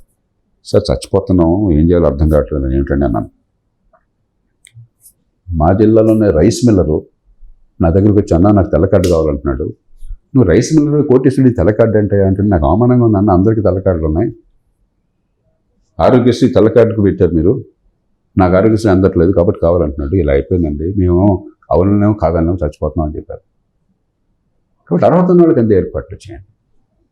ఈ రకంగా చేస్తే అప్పుడు ఏమవుతుందంటే, ఒకటి భారం ఒక్కసారి పడకుండా రాష్ట్రం తేరుకుంటుంది, లేకపోతే ఇప్పుడు రాష్ట్రం కుదేలైపోతుంది, నాశనం అయిపోతుంది. ఇంకా 2, ఈ డబ్బు సద్వినియోగం అవుతుంది. 3, పేదరికాన్ని తొలగించి ఈ పేద కుటుంబాలు పెరగడానికి ఉపయోగపడుతుంది. ఆ రకంగా ఇప్పటి నుంచి ఆలోచన చేయాలి. మనం అందరం కూడా ఊరికే ఈ పార్టీ మీద ఆ పార్టీ, ఆ పార్టీ మీద ఈ పార్టీ విరుచుకోవటం కాకుండా, ఇది ప్రజాధనం. ఇది జగన్మోహన్ రెడ్డి గారి డబ్బు కాదు, చంద్రబాబు నాయుడు గారి డబ్బు కాదు, మన ప్రజల నుంచి వచ్చిన డబ్బు. ఆ ప్రజల భవిష్యత్తుకు ఉపయోగపడేట్టుగా ఇచ్చిన హామీలు నెరవేరాలి, ప్రజల భవిష్యత్తుకు ఉపయోగపడాలి, ఆర్థిక వ్యవస్థ కుదేలు కాకుండా నాశనం కాకుండా ఉండాలి. ఈ మూర్తిని సమన్వయం చేయాలి. ప్రస్తుతం ఆ కసరత్తు చేస్తుంది లోక్సత్తా. మరి పార్టీలతో ప్రజలతో పంచుకుంటాం బహిరంగంగానే, రహస్యం దీనిలో ఏముండదు. ముఖ్యమంత్రి గారితో కూర్చుంటాం. తప్పకుండా వీలైన మేరకు రాజకీయంగా వారి ఇబ్బందులు వరకు ఉంటాయి, కానీ వీలైన మేరకు రాష్ట్ర భవిష్యత్తును దృష్టిలో పెట్టుకుని ఇచ్చిన మాట నెరవేర్చడంలో ప్రజల భవిష్యత్తును కాపాడే రీతిలో చేస్తే బాగుంటుందని నా ఆలోచన. ఒకటి నేను సార్ ఒక ఆలోచన ఏంటంటే, అమరావతి ఒక్కటే ఒక పెద్ద ప్రొడక్షన్, ఫైనాన్షియల్ ప్రొడక్షన్ అన్నట్టుగా చెప్తున్నారు. నిజంగానే అమరావతి అంత ఉంటుంది? ఆ మాట వారు అనలేదు. కాకపోతే ఏంటంటే ప్రచారంలో కొంచెం ఎక్కువ దాని గురించి మాట్లాడుంటారు. కానీ కియా మోటార్స్ ఎక్కడొచ్చింది? అది చంద్రబాబు నాయుడు గారు కదా చేసింది. ఆనాడు మీరు చూసినట్టు నేను రాష్ట్రం అంతా పర్యటించాను. ఆనాడు రాష్ట్రంలో ఎక్కడా కూడా డబ్బులు లేకపోయినా కూడా, కొత్త రాష్ట్రం ఏర్పడి డబ్బులు కట్టకట్టగా ఉన్నా కూడా, హైదరాబాద్ను కోల్పోయిన డబ్బులు లేకపోయినా కూడా, అసలు రోడ్లు కానీ మౌలిక సదుపాయాలు కానీ ఎక్కడ మీకు లోపం కల్పించాలి. అలాగే పోలవరం ఢిల్లీ నుంచి నిధులు ఆలస్యమైనా కూడా చకచక పని జరిగింది. కాబట్టి అమరావతి ఒక్కటే చేశారన్నది ప్రయత్నించాలన్నది వాస్తవం కాదు. అమరావతి గురించి ఎక్కువ మాట్లాడినమాట వాస్తవం. దాంతోపాటు ఇప్పుడు అమరావతి ఖచ్చితంగా కావాలి. రాజధాని కోసమనే కాదు, ఒక గ్రీన్ ఫీల్డ్ సిటీ కావాలి. ఇవాళ హైదరాబాద్లో మీరు హైదరాబాద్ శివారు ప్రాంతంలో హైదరాబాదే అంటున్నాం, కానీ హైదరాబాద్ కాదు అది. పేరు వేరే పెట్టలేదు, కానీ హైదరాబాద్ కాదు అది. అక్కడికి వెళితే మీరు అమెరికాలో ఉన్నారో, బ్రిటన్లో ఉన్నారో, జపాన్లో ఉన్నారో, చైనాలో ఉన్నారో మనం చెప్పలేము. కాబట్టి పెట్టుబడులు వస్తున్నాయి, కాబట్టి టాలెంట్ వస్తుంది. గ్రీన్ ఫీల్డ్ సిటీ లేకపోతే రాష్ట్రం నష్టపోతుంది. కానీ అదొక్కటే చాలదు. దాంతోపాటు నేను మళ్ళీ బహిరంగంగా వాదిస్తున్నాను, చిన్న పట్టణాలని పెద్ద ఎత్తున అభివృద్ధి చేయాలి. ఆంధ్రప్రదేశ్లో బహుశా కనీసం ఒక 200-300 చిన్న పట్టణాలను గుర్తించి అక్కడ టౌన్ ప్లానింగ్ కానీ, మౌలిక సౌకర్యాలు కానీ కల్పించి, విద్యా ఆరోగ్య సౌకర్యాలు బాగా ఏర్పాటు చేస్తే ఏమవుతుందంటే, మనకి మన పల్లెటూరికి దగ్గరలోనే 5-10 కిలోమీటర్లలో మంచి టౌన్ డెవలప్ అవుతుంటే, అక్కడ టౌన్ ప్లానింగ్ కూడా బాగా చేసి మౌలిక సదుపాయాలన్నీ, మంచినీళ్ళు, మురుగునీటి పారుదల, విద్యుత్ 24 hours అందే ఏర్పాటు చేయటము, రవాణా సౌకర్యం అన్నిటికన్నా ముఖ్యంగా రోడ్లు, ఇవన్నీ ఉన్నట్టయితే ఎవరు అడగకుండానే క్రమక్రమంగా జనం అక్కడికి వలసపోతారు. గ్రామంలో పని చూసుకుంటారు, పట్టణంలో చదువు, ఆరోగ్యము, తర్వాత పిల్లలకి నైపుణ్యము, చిన్న వృత్తో వ్యాపారము, ఉపాధి వచ్చేస్తాయి. చిన్న నైపుణ్యం ఉన్నప్పుడు, గొప్ప నైపుణ్యం ఉంది, మీరు ఒక సినిమా డైరెక్టర్ మహానగరాలకే పోవాలి. కానీ నేను కార్పెంటర్ బాంబేకి ఎందుకు వెళ్ళాలండి? మనుషులు ఎక్కడుంటే అక్కడ కార్పెంటరీ అవసరం కదా, మేసన్లు ఎక్కడుంటే అక్కడ అవసరం కదా.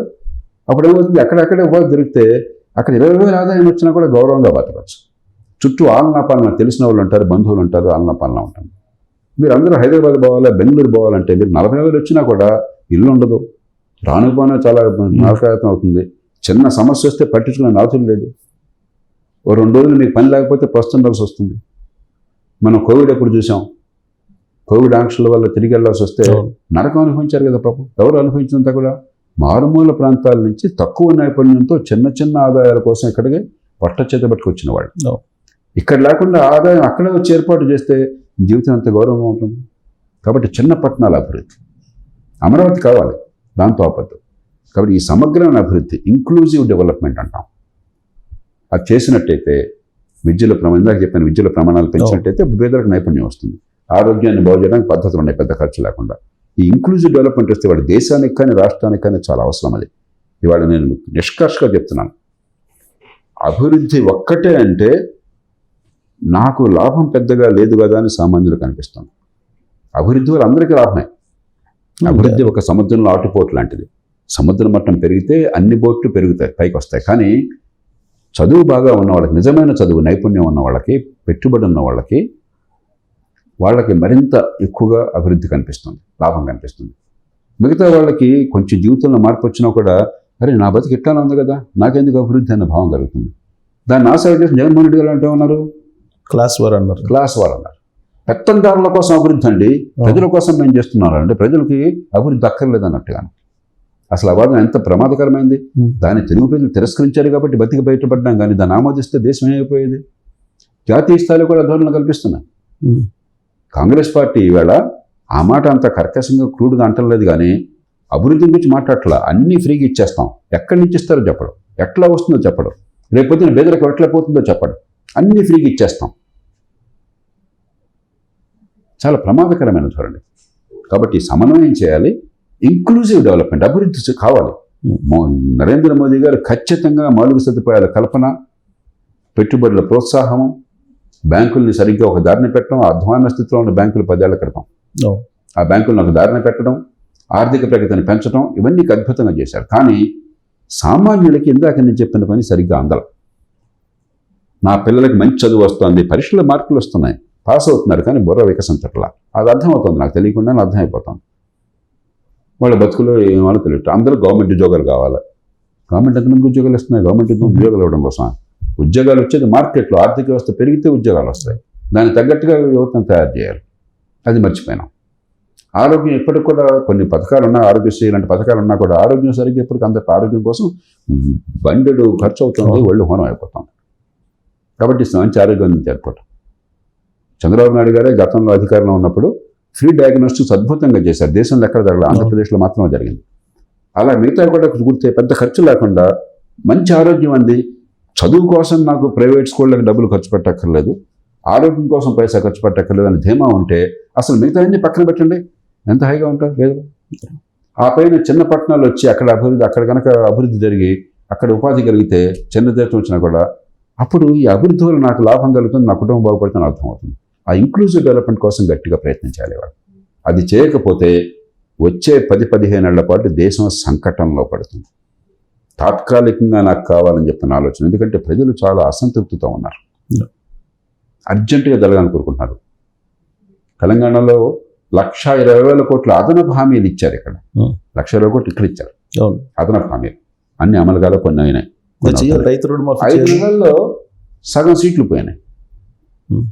5 నెలలు ఎంపీ సీట్లు లెక్కేసుకుంటే, అంటే మీరు ఇచ్చినా కూడా ప్రజలు చాలా అసంతృప్తితో ఉన్నారు, ఇంపేషెంట్గా ఉన్నారు. కర్ణాటకలో మరి 60,000 కోట్లు హామీలు ఇచ్చారు, అమలు చేశారు చాలా వరకు. ఏడాది జరిగే లోపల 25 సీట్లు 18 సీట్లు పోయినాయి. 18 వాళ్ళకి, ఇంకో 2-3 జేడీఎస్కి, అయితే 21 సీట్లు ఎందుకు పోయినాయి. కాబట్టి మీకు తాయిలాలతో మీకు తాత్కాలికంగా ప్రజలు ఓటు వేసినా కూడా స్పష్టంగా వాస్తవాలు కనిపిస్తున్నాయి మీకు. అది ఎల్లకాలం నిలవదు, ఎందుకంటే అయిపోయింది అది. ఆ కాలం నడిచిపోయింది. నేను ఇచ్చానే నాకు ఓటే అంటే ఒకసారి పడేది మీకు అంతే. ఈ దేశం చాలా ప్రమాదంలో పడింది. ఇంక్లూజివ్ డెవలప్మెంట్ లేకపోయినట్టయితే సంక్షేమం ఖచ్చితంగా అందాలి, కానీ సంక్షేమంతో పాటు నా బతుకు బాగుపడుతుంది, నా పిల్లలకు నైపుణ్యం అందుతుంది, స్కిల్ వస్తుంది, నాకు మంచి ఆరోగ్యం అందుతుంది, వేరే ఖర్చు పెట్టక్కర్లేదు, నాకు దగ్గరలోనే ఉన్న నైపుణ్యంతో మంచి ఉద్యోగం, గౌరవప్రదంగా హాయిగా బతికే ఉద్యోగం వస్తుంది, మానసికంగా వేదన పడాల్సిన అవసరం ఉండదు. ఆ వాతావరణం కనిపించకపోతే ఈ దేశ రాజకీయం అస్థిరత్వానికి గురవుతుంది, సమాజం అల్లకల్లోలమవుతుంది, ఆర్థిక వ్యవస్థ పతనమవుతుంది. సో 2014 నుంచి 2019 వరకు ఏం జరిగింది ఆంధ్రప్రదేశ్లో చూశారు, 19 నుంచి ఇప్పటివరకు ఏం జరిగింది చూశారు. ఇక జరగబోయేదాన్ని ఎస్టిమేట్ చేసుకుంటే 2014 నుంచి 19 వరకు ఏ ప్రభుత్వాలు ఉన్నాయో కేంద్రంలో, రాష్ట్రంలో, ఇప్పుడు మళ్ళీ అదే సిచ్యువేషన్ వచ్చింది. సో ఇప్పుడు మీరన్న ఇంక్లూజివ్ గ్రోత్ అనేది సాధ్యపడే అవకాశాలు ఉన్నాయా ఇప్పుడున్న పరిస్థితులు? ఖచ్చితంగా. ఇప్పుడు రాజకీయం ఎప్పుడు కూడా అనుభవం నుంచి పాఠాలు నేర్చుకుంటుంది. రాజకీయం ఎప్పుడు స్థిరంగా ఉండదు. అధికార యంత్రాంగం ఎప్పుడు ఒకే రూలు గీలు బట్టి కూర్చుంటారు. రాజకీయం ప్రజల గోడి వింటుంది, ఎక్కడ ఏమొస్తుంది దానికి సరైన భాష, మంచి నాయకత్వం అంటే గుడ్డిగా దానికి పరిష్కారం కాకుండా దాని నుంచి మనం పాఠాలు నేర్చుకుని ఏ రకంగా ప్రజలను తృప్తిపరచాలి, ఏ రకంగా ప్రజల జీవితాలు మార్చాలి, ఏ రకంగా దేశ భవిష్యత్తును కాపాడాలి, మూటిని సమన్వయం చేస్తుంది. ఆంధ్రప్రదేశ్లో చంద్రబాబు నాయుడు గారు చాలా 45 ఏళ్ల పాటు రాజకీయంలో ఉన్న మనిషి. ఆయన స్టూడెంట్ రాజకీయాలు 50 ఏళ్ళ అనుభవం ఉన్న మనిషి. అన్ని డక్కాముక్కీలు తిన్నారు, ప్రతిపక్షంలో అధికార పక్షంలో అన్ని రకాలుగా చూశారు. కాబట్టి ఆయనకి ఇవేం మనం కొత్తగా చెప్పక్కర్లేదు. నరేంద్ర మోదీ గారు ఒక 50-60 ఏళ్ల పాటు ఆయన ఇల్లు కుటుంబాన్ని వదిలేసి ఒక లక్ష్యంతో నమ్మిన సంస్థలో చేరారు, నమ్మిన వీళ్ళ కోసం పోరాడారు. ఒక పైసా అవినీతి లేదు, సొంతంగా సంపాదన డబ్బు వేయండి ఆయనకి. మరి ముఖ్యమంత్రిగా కానీ ప్రధానమంత్రిగా కానీ లోపాలు కొన్ని ఉండొచ్చు, విమర్శలు ఉండొచ్చు, కానీ అభివృద్ధి కోసం తదేక దృష్టితో అవినీతి లేకుండా చేశారన్న విషయం అందరికీ తెలుసు. కాబట్టి వాళ్ళకి ప్రజలు ఇచ్చినటువంటి ఏం చెప్తున్నారు, ఎందుకు జరుగుతోంది అది పూర్తిగా అర్థమవుతుంది. మన బాధ్యత ఏమిటంటే వారు సరైన పని చేస్తున్నప్పుడు, సమన్వయం చేస్తున్నప్పుడు ప్రతిదానికి మనకి చీకాకులు పెట్టకుండా, అబద్ధాలు ఆడకుండా, ప్రతి చిన్నదానికి ఉద్యమాలు చేసి దేశాన్ని అల్లకల్లోలం చేయకుండా కొంతమంది గొంతు విప్పాలి. ఉదాహరణకు నేను చెప్పాను కదా, ఈ రైతు చట్టాలు చాలా మంచి చట్టాలు వస్తే నల్ల చట్టాలు అన్నారు. తెలుగునాట ఈ 2 రాష్ట్రాల్లో కానీ కర్ణాటకలో కానీ నేను గొంతు గట్టిగా విప్పిన తర్వాత మిగతా వాళ్ళు ఎవరు మాట్లాడినా కూడా ఇల్లు లేకుండా పోయింది. అందుకే రైతుల నుంచి ప్రతిఘటన రాలేదు, ఎందుకంటే వాస్తవాలతో చెప్తున్నాను.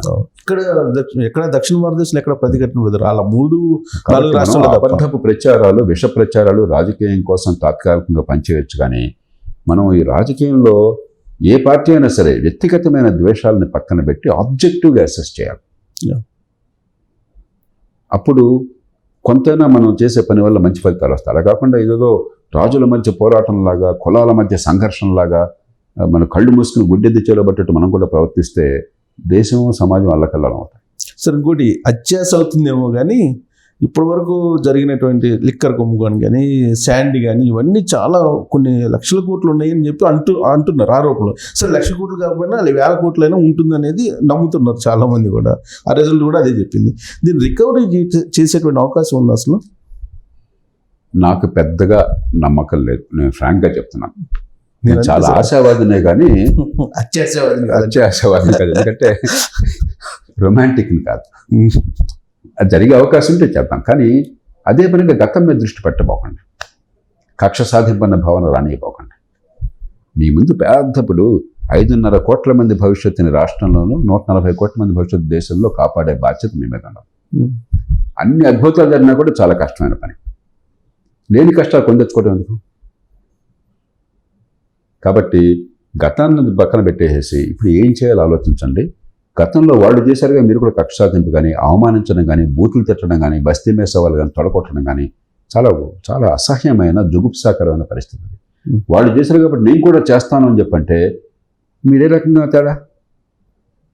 మళ్ళీ రేపొద్దున ఇంకోటి వచ్చేస్తాడు. ఇంకా దేశం గతి ఏంటి? కాబట్టి ఈ మాటలు రుచించకపోవచ్చు, కానీ నేను చాలా వినమ్రంగా చెప్తున్నాను. నేను పాటించనిది నేను ఎప్పుడు ఎవరికి చెప్పలేదు. రాజకీయంలో శత్రుత్వాలు ఉండకూడదు. కానీ ప్రజా సంపద కదా సార్, ప్రజా సంపదను రికవరీ చేయాల్సిన బాధ్యత చేద్దాం, కానీ నాకు అంత నమ్మకం లేదు. జరగనివ్వండి. 2G స్పెక్ట్రమ్ ఉన్నది, తిన్నారని అందరికీ తెలుసు. 1,70,000 కొట్టి తినపోయినా కూడా ఇప్పటిదాకా ఒక్కడికి గెలిచి పడిందా? ఒక్కడికి పడిందా? ₹1 మీరు రికవర్ చేశారా? దాంతో ప్రభుత్వాలు మారినాయి, గందరగోళం జరిగినాయి, ప్రజలకు పని ఏం జరగల. కానీ ఒక్క మంచి పని జరిగింది. అది నేను చేసిన దాంట్లో ఏం చేశాను నేను? ఇవన్నీ డ్రామాలయ్యా. కనీసం ఇక ముందు ఈ రంగంలో అవినీతి లేకుండా ఉండాలంటే ఇచ్చిన లైసెన్స్లు మొత్తం క్యాన్సిల్ చేయండి. ఇక ముందు లైసెన్స్ ఇవ్వాలంటే కంపల్సరీగా బిడ్డింగ్ ద్వారా వేలంపాట ద్వారా ఏర్పాటు చేయండి అని గట్టిగా పట్టుబట్టాను. సుప్రీంకోర్టుకి వెళ్ళాను. దేశంలో మహామహుల్ని కలిపాను. సుప్రీంకోర్టు ఒప్పుకున్నదే. 122 లైసెన్సులు రద్దయినాయి. అప్పటి నుంచి ఆప్షన్తో ఇవ్వడం మొదలెట్టారు. నేను గట్టిగా ఒక మాట చెప్పగలను, అప్పటి నుంచి స్పెక్ట్రమ్ ఎలకేషన్లో ₹1 లంచం కూడా లేదు. అది పరిపాలన. గతం ఏమైంది? రాజాని జైల్లో పెట్టారా? కనుమని ఎందుకే ఇదంతాను జరిగే పనిగా చచ్చమని మడ్డలు చేస్తూ తప్పించుకుపోతున్నారు ఈ దేశంలో. వీళ్ళని శిక్ష అయితే నేను అంటలా, జరిగితే జరగనివ్వండి, కానీ దాని మీద దృష్టి పెట్టకుండా దేశాన్ని కాపాడడం ఎట్లాగా? రేపొద్దున ఈ తప్పులు జరగకుండా చేయటం ఎట్లాగా? వాడు చేశాడు కాబట్టి నేను కూడా చేస్తాను కూర్చుంటే. ఎమ్మెల్యే ఒక్కొక్కరు 30 కోట్లు ఖర్చు పెట్టారు కదా, 20-30 కోట్లు కొంచెం తక్కువ కదా అని చెప్తుంది. చాలా 50 కోట్లు కదా. 100 కూడా పెట్టినాడు. మీ జిల్లాలో 100 కోట్లు పెట్టి గ్రామీణ ప్రాంతాల్లో 100 కోట్లు ఖర్చు పెట్టారు ఉన్నాను ఒక్కొక్కళ్ళు, కొంతమంది. మరి వీళ్ళంతా రేపు ఊరుకుంటారా? నిజంగా చెప్పండి. కొంతమంది ప్రతిష్ట కోసమో తప్పదనో ఖర్చు పెట్టి ఉండొచ్చు, కానీ సొంత డబ్బు. మిగిలిన వాళ్ళు ఏ పార్టీ వాళ్ళైనా కూడా దేశం మీద ప్రేమతో ఖర్చు పెట్టి త్యాగాలు చేసి కుటుంబాన్ని నాశనం చేసుకుంటారా? దేశాన్ని తెగబడి దోచుకుంటారా? దోచుకుంటారు ఆటోమేటిక్గా. దోచుకోకపోతే ఎవరు ఉచితంగా ఎవరు చేస్తారు? దాని మీద దృష్టి పెట్టండి. గతం సరే, వర్తమాన సంగతి ఏంటి, భవిష్యత్ సంగతి ఏమిటి? దానికి కూడా నాకు ఒక ప్రతిపాదన ఉంది. స్థానిక ప్రభుత్వాలు నిర్వీర్యం చేశాం. మున్సిపాలిటీని, జిల్లా పరిషత్ని, పంచాయతీలు కూడా నిర్వీర్యం చేశారు. పంచాయతీలని ఎలాగో దాన్ని అధికారాలు ఇవ్వడం వీళ్ళు అంత తొందరగా ఒప్పుకోరు. ఎందుకంటే వాడికి అధికారం ఇస్తే మా పాత్ర ఏంటని చెప్పని. ఎమ్మెల్యేలు ఎలా చేస్తే పోలా? జిల్లా పరిషత్ చైర్మన్గా కానివ్వండి వాళ్ళని. జిల్లా ప్రణాళిక సంఘం అని ఒకటి ఉంది, జిల్లా డిస్ట్రిక్ట్ ప్లానింగ్ కమిటీ అని రాజ్యాంగంలో ఉంది. దానికి చైర్మన్లుగా, మున్సిపల్ చైర్మన్లుగా ఎమ్మెల్యేని అర్హత ఇవ్వండి. అంటే వితౌట్ ఎలక్షన్ లోకల్ ఎలక్ట్ చేసే ఎలక్ట్ అవుతారు వాళ్ళకి అవకాశం ఇస్తే. అది వాళ్ళని అనర్హులు చేయబోకండి. అప్పుడు ఏమవుతుందంటే వాళ్ళ శక్తి అంతా కూడా నిజంగా పరిపాలన మీద పెడతారు. ఇప్పుడు ఏం చేస్తున్నారు? పరిపాలన మీద పెడుతున్నారు. ఎమ్మెల్యేకి పరిపాలనా అధికారం లేదు, అప్రకటితమైన పైరవేల అధికారం ఉన్నది, ప్రచ్ఛన్న రాజ్యాధికారం ఉంది. అలా కాకుండా ప్రత్యక్ష రాజ్యాధికారం స్థానిక ప్రభుత్వాలు ఇచ్చేయండి. ఎన్నికమని వాళ్ళు అక్కడ మీ పైన మన ఊరు కదా, ఎమ్మెల్యే గారి ఊరు కదా అది. కాబట్టి ప్రతిష్టకు మా ఊరు బ్రహ్మాండంగా ఉండాలని చేసుకుంటాడు. చిన్న జిల్లాలో వచ్చింది కదా, మా జిల్లా బాగుపడాలని చేసుకుంటాడు. అప్పుడు ఎమ్మెల్యేలు కూడా ఈ అక్రమ పరిపాలన అట్లాగా, ఈ హడావుడి అట్లాగా, దొంగ పెత్తనం చేయడం అట్లాగా ఆలోచన కాకుండా నిజమైన పెత్తనం చేస్తారు, నిజంగా మంచి పరిపాలన ఇస్తారు. నచ్చకపోతే ప్రజలు తిరస్కరిస్తారు. ప్రభుత్వం మీద రోజువారీ వస్తూ ఉండదు. లేకపోతే ఇక్కడికి వచ్చి హైదరాబాద్ వచ్చి, లేకపోతే అమరావతి పోయి, బాంబే పోయి వీడిని ట్రాన్స్ఫర్ చేయి, ఆ పోలీస్ కేసు ఆపు, నేను చెప్పిన అక్కడ పెట్టు, ఇది కదా గొడవలతో. ఇప్పుడు నేను ఫ్రాంక్గా మాట్లాడుతున్నాను. ఇవన్నీ పచ్చిగా మాట్లాడుకోవాలి. అనవసరంగా మనం రహస్యంగా దాచిపెట్టేసి పైన ముసుగు కప్పి ఎందుకు దేశాన్ని నాశనం చేస్తున్నాం. ఒకప్పుడు ₹1 అంటే చాలా ఎక్కువ అనుకునేవాళ్ళు. నేను లోక్సత్తా పెట్టినప్పుడు ₹1 ఖర్చు పెడుతున్నారయ్యా మా రాష్ట్రంలో అంటే నమ్మేవాళ్ళు కాదు. నా మీద గౌరవంతో మౌనం ఉండేవాడు, నేను కొంచెం ఎక్కువ చెప్తున్నాడు అని అనుకునేవాళ్ళు. ఇవాళ నేను 30 కోట్లు అంటే మీరు నవ్వుతున్నారు. మీరు అంతంత పెరుగుతోంది. ఎంత భేద దేశం ఇవాళ. బ్రిటన్లో ఎన్నిక జరుగుతుంది. రేపు జూలై 4వ తారీఖున బ్రిటన్లో పార్లమెంట్ ఎన్నిక జరుగుతుంది. బ్రిటన్ దేశం మొత్తం సంపద మన దేశం మొత్తం సంపదకి సమానం సుమారుగా. దేశం చిన్నదైనా కూడా, జనాభా రీత్యా చాలా తక్కువైనా కూడా వాళ్ళ సంపద మన సంపద ఒకటే. ఇప్పుడు మీరు చెప్తున్న లెక్కల ప్రకారం దేశంలో బహుశా ఈ ఎలక్షన్లకి ₹2 లక్షల కోట్ల పార్టీలు, క్యాండిడేట్లు ఖర్చు పెట్టారు. World number 1. బ్రిటన్ మనంత సంపద ఉన్న దేశం పార్లమెంట్ ఎన్నికల్లో పెట్టబోయే ఖర్చుని ఇక్కడ కూర్చొని చెప్తున్నాను, ₹1000 కోట్ల దాటదు. దేశం మొత్తానికి పార్టీలు కానీ అభ్యర్థులు మొత్తం కానీ పెట్టిన ఖర్చు 1000 కోట్లు కూడా ఎక్కువ చెప్తున్నాను. బహుశా 600-700 కోట్లు ఉంటుంది. అది కూడా ప్రస్తుతం పౌండ్కి ₹100 మారకం విలువ ఉంది. పౌండ్ కొనుగోలు ₹100 లేదు, ₹30 కంటే ఎక్కువ రాదు, 25-30 కంటే రాదు. ఆ రకంగా లెక్కేస్తే 200 కోట్లు దాటదు. ఇంత భేద దేశంలో ఒక రాష్ట్రంలో 10-15 వేల కోట్లు ఏమిటి? దేశంలో 1-2 లక్షల కోట్లు ఏమిటి? మనంత సంపద ఉన్న బ్రిటన్లో, అంత సంపన్న దేశంలో ₹200 కోట్ల ఖర్చు ఏంటి? అసలు మనం ఆలోచిస్తున్నాము. ఎవరు గెలిచారు, ఎవరు ఓడారు, ఈ లెక్కలు ఇస్తున్నాం పత్రికల్లో, టీవీల్లో పొద్దున్న నుంచి సాయంత్రం దాకా బాకాలు వస్తున్నారు. ఈ ప్రజాస్వామ్యంలో బలం ఉంది. నేను రోజు వాదిస్తోంది అదే. ఈ ప్రజాస్వామ్యంలో ఎంత లోపలన్న బలం ఉంది. కానీ ఎల్లకాలం డబ్బు నుంచి అధికారం నుంచి డబ్బు ఇదే కొనసాగితే ఈ దేశం ఏమైపోను? ఎప్పటికొక దృష్టి పెట్టాలి దాని మీద. ఏం చేయాలని ఆలోచన కావాలి. సరే, ఇప్పుడు గ్రామ సచివాలయాలు వచ్చిన తర్వాత, వార్డు సచివాలయాలు, గ్రామ సచివాలయం వచ్చిన తర్వాత పంచాయతీరాజ్ వ్యవస్థ అనేది ఆల్మోస్ట్ నిర్వీర్యం అయిపోయింది అనేది సర్పంచులు లేదా ఎంపీటీసీలు, జడ్పీటీసీలు చెప్పేమాట. మీరు ఈయనేమో ఇప్పుడు చంద్రబాబు నాయుడు గారేమో 10,000 ఇస్తాను నేను వాలంటీర్లకి అని చెప్పి మళ్ళీ వాలంటీర్లను వేరు చేయండి. వాలంటీర్లు వేరు, అది వేరే మాట్లాడుకున్నాం. నాకు వచ్చిన సమాచారం ప్రకారం మీరు చెప్పాలి, గ్రామ సచివాలయాలు బాగా పనిచేస్తున్నాయి. ప్రజలకి రెవెన్యూ శాఖ నుంచి అందుతున్న సేవలు, ల్యాండ్ రికార్డులు కానీ, లేకపోతే సర్టిఫికేట్లు కానీ, మరొకటి కానీ, ఇవన్నీ అంటే పరిపాలన అయితే ప్రజల్లోకి దగ్గరికి వెళ్ళింది. కాబట్టి దాన్ని తీసేయద్దు. దాన్ని పంచాయతీ చేతుల్లో పెట్టండి. పంచాయతీ కానీ, మండలం కానీ, జిల్లా పరిషత్ కానీ వాళ్ళ చేతుల్లో పెట్టండి పూర్తిగా. అప్పుడు స్థానిక ప్రభుత్వాలకు అధికారం పెరుగుతుంది, వీళ్ళ మీద అజమాయిషీ ఉంటుంది. ఎందుకు కాలక్రమేణా అజమాయిషీ స్థానికంగా లేకపోతే అక్కడ కూడా అవినీతి వచ్చేస్తుంది, అక్కడ కూడా జవాబుదారితనం ఉండదు. కానీ ఎప్పుడైతే స్థానికంగా ఎన్నికైన వాళ్ళ పెత్తనం ఉంటుందో, వాళ్ళు పట్టించుకుంటారో, ప్రజల మద్దతు కావాలి కాబట్టి ప్రజల గొంతు వినిపిస్తుంది, జవాబుదారితనం ఉంటుంది, స్థానిక ప్రభుత్వాలు బలపడతారు. ఇక వాలంటీర్ల వ్యవస్థ ఇప్పుడున్న రీతిలో మాత్రం సరైనది కాదు. అరే అన్నీ ఫ్రీగా ఇస్తాను, ఫ్రీగా ఇచ్చే కూడా నేను ఇంటికి వచ్చేస్తాను, ఇందుకోసం వాలంటీర్లు పెడితే ఇదే ప్రభుత్వం ఉన్నది. ప్రభుత్వం అన్నది విద్యను పెంచడం కోసం, ఆరోగ్యాన్ని అందించడం కోసం, మౌలిక సదుపాయాలు బాగుపరచడం కోసం, ఉమ్మడి సౌకర్యాలను కల్పించడం కోసం, ఆర్థిక వ్యవస్థను పెంచడం కోసం. కాబట్టి ఈ రూపంలో వాలంటీర్ల వ్యవస్థ నా దృష్టిలో సరైనది కాదు. మరి ఏం చేస్తారో ప్రభుత్వం నిర్ణయం చేసుకోవాలి. విచిత్రమైన పరిణామం ఏంటంటే సార్, సర్పంచులకు లేని శాలరీ కూడా ఇప్పుడు ఈయన గౌరవ వేతనం 10,000 ఇస్తానంటున్నారు. అందుకనే సరే, రాజకీయ కారణాల వల్ల చేస్తుండొచ్చు, కానీ వాలంటీర్ల వ్యవస్థని మాత్రం మీరు పునరాలోచించాలి. అది అసలు కాన్సెప్చువల్గా మంచిది కాదు. కానీ గ్రామ సచివాలయాలు బాగా పనిచేస్తున్నప్పుడు వాటిని నాశనం చేయడం కాకుండా వాళ్ళ పనితీరుని మరింత మెరుగుపరిచి పంచాయతీలని, పెద్ద పంచాయతీలను ఏర్పాటు చేసి కేరళలాగా చిన్న చిన్న పంచాయతీలు 300-500 మందితో కాకుండా ఈ సచివాలయాలను పూర్తిగా పంచాయతీ చేతుల్లో పెట్టాలి. సో సచివాలయ వ్యవస్థ అయితే ఉండాల్సిందే. నా దృష్టిలో బాగా పనిచేస్తుందని చెడగొట్టద్దు అని చెప్పేది. అవును, అవసరమైన పని. వాలంటీర్లు అవసరం లేని పని చేస్తున్నారు. మీరు పరిపాలన మొత్తాన్ని కూడా భ్రష్టు పట్టించి పంచటమే పరిపాలనగా మార్చి పంచడం కోసం మనుషులు పెట్టారు. అది తప్పు.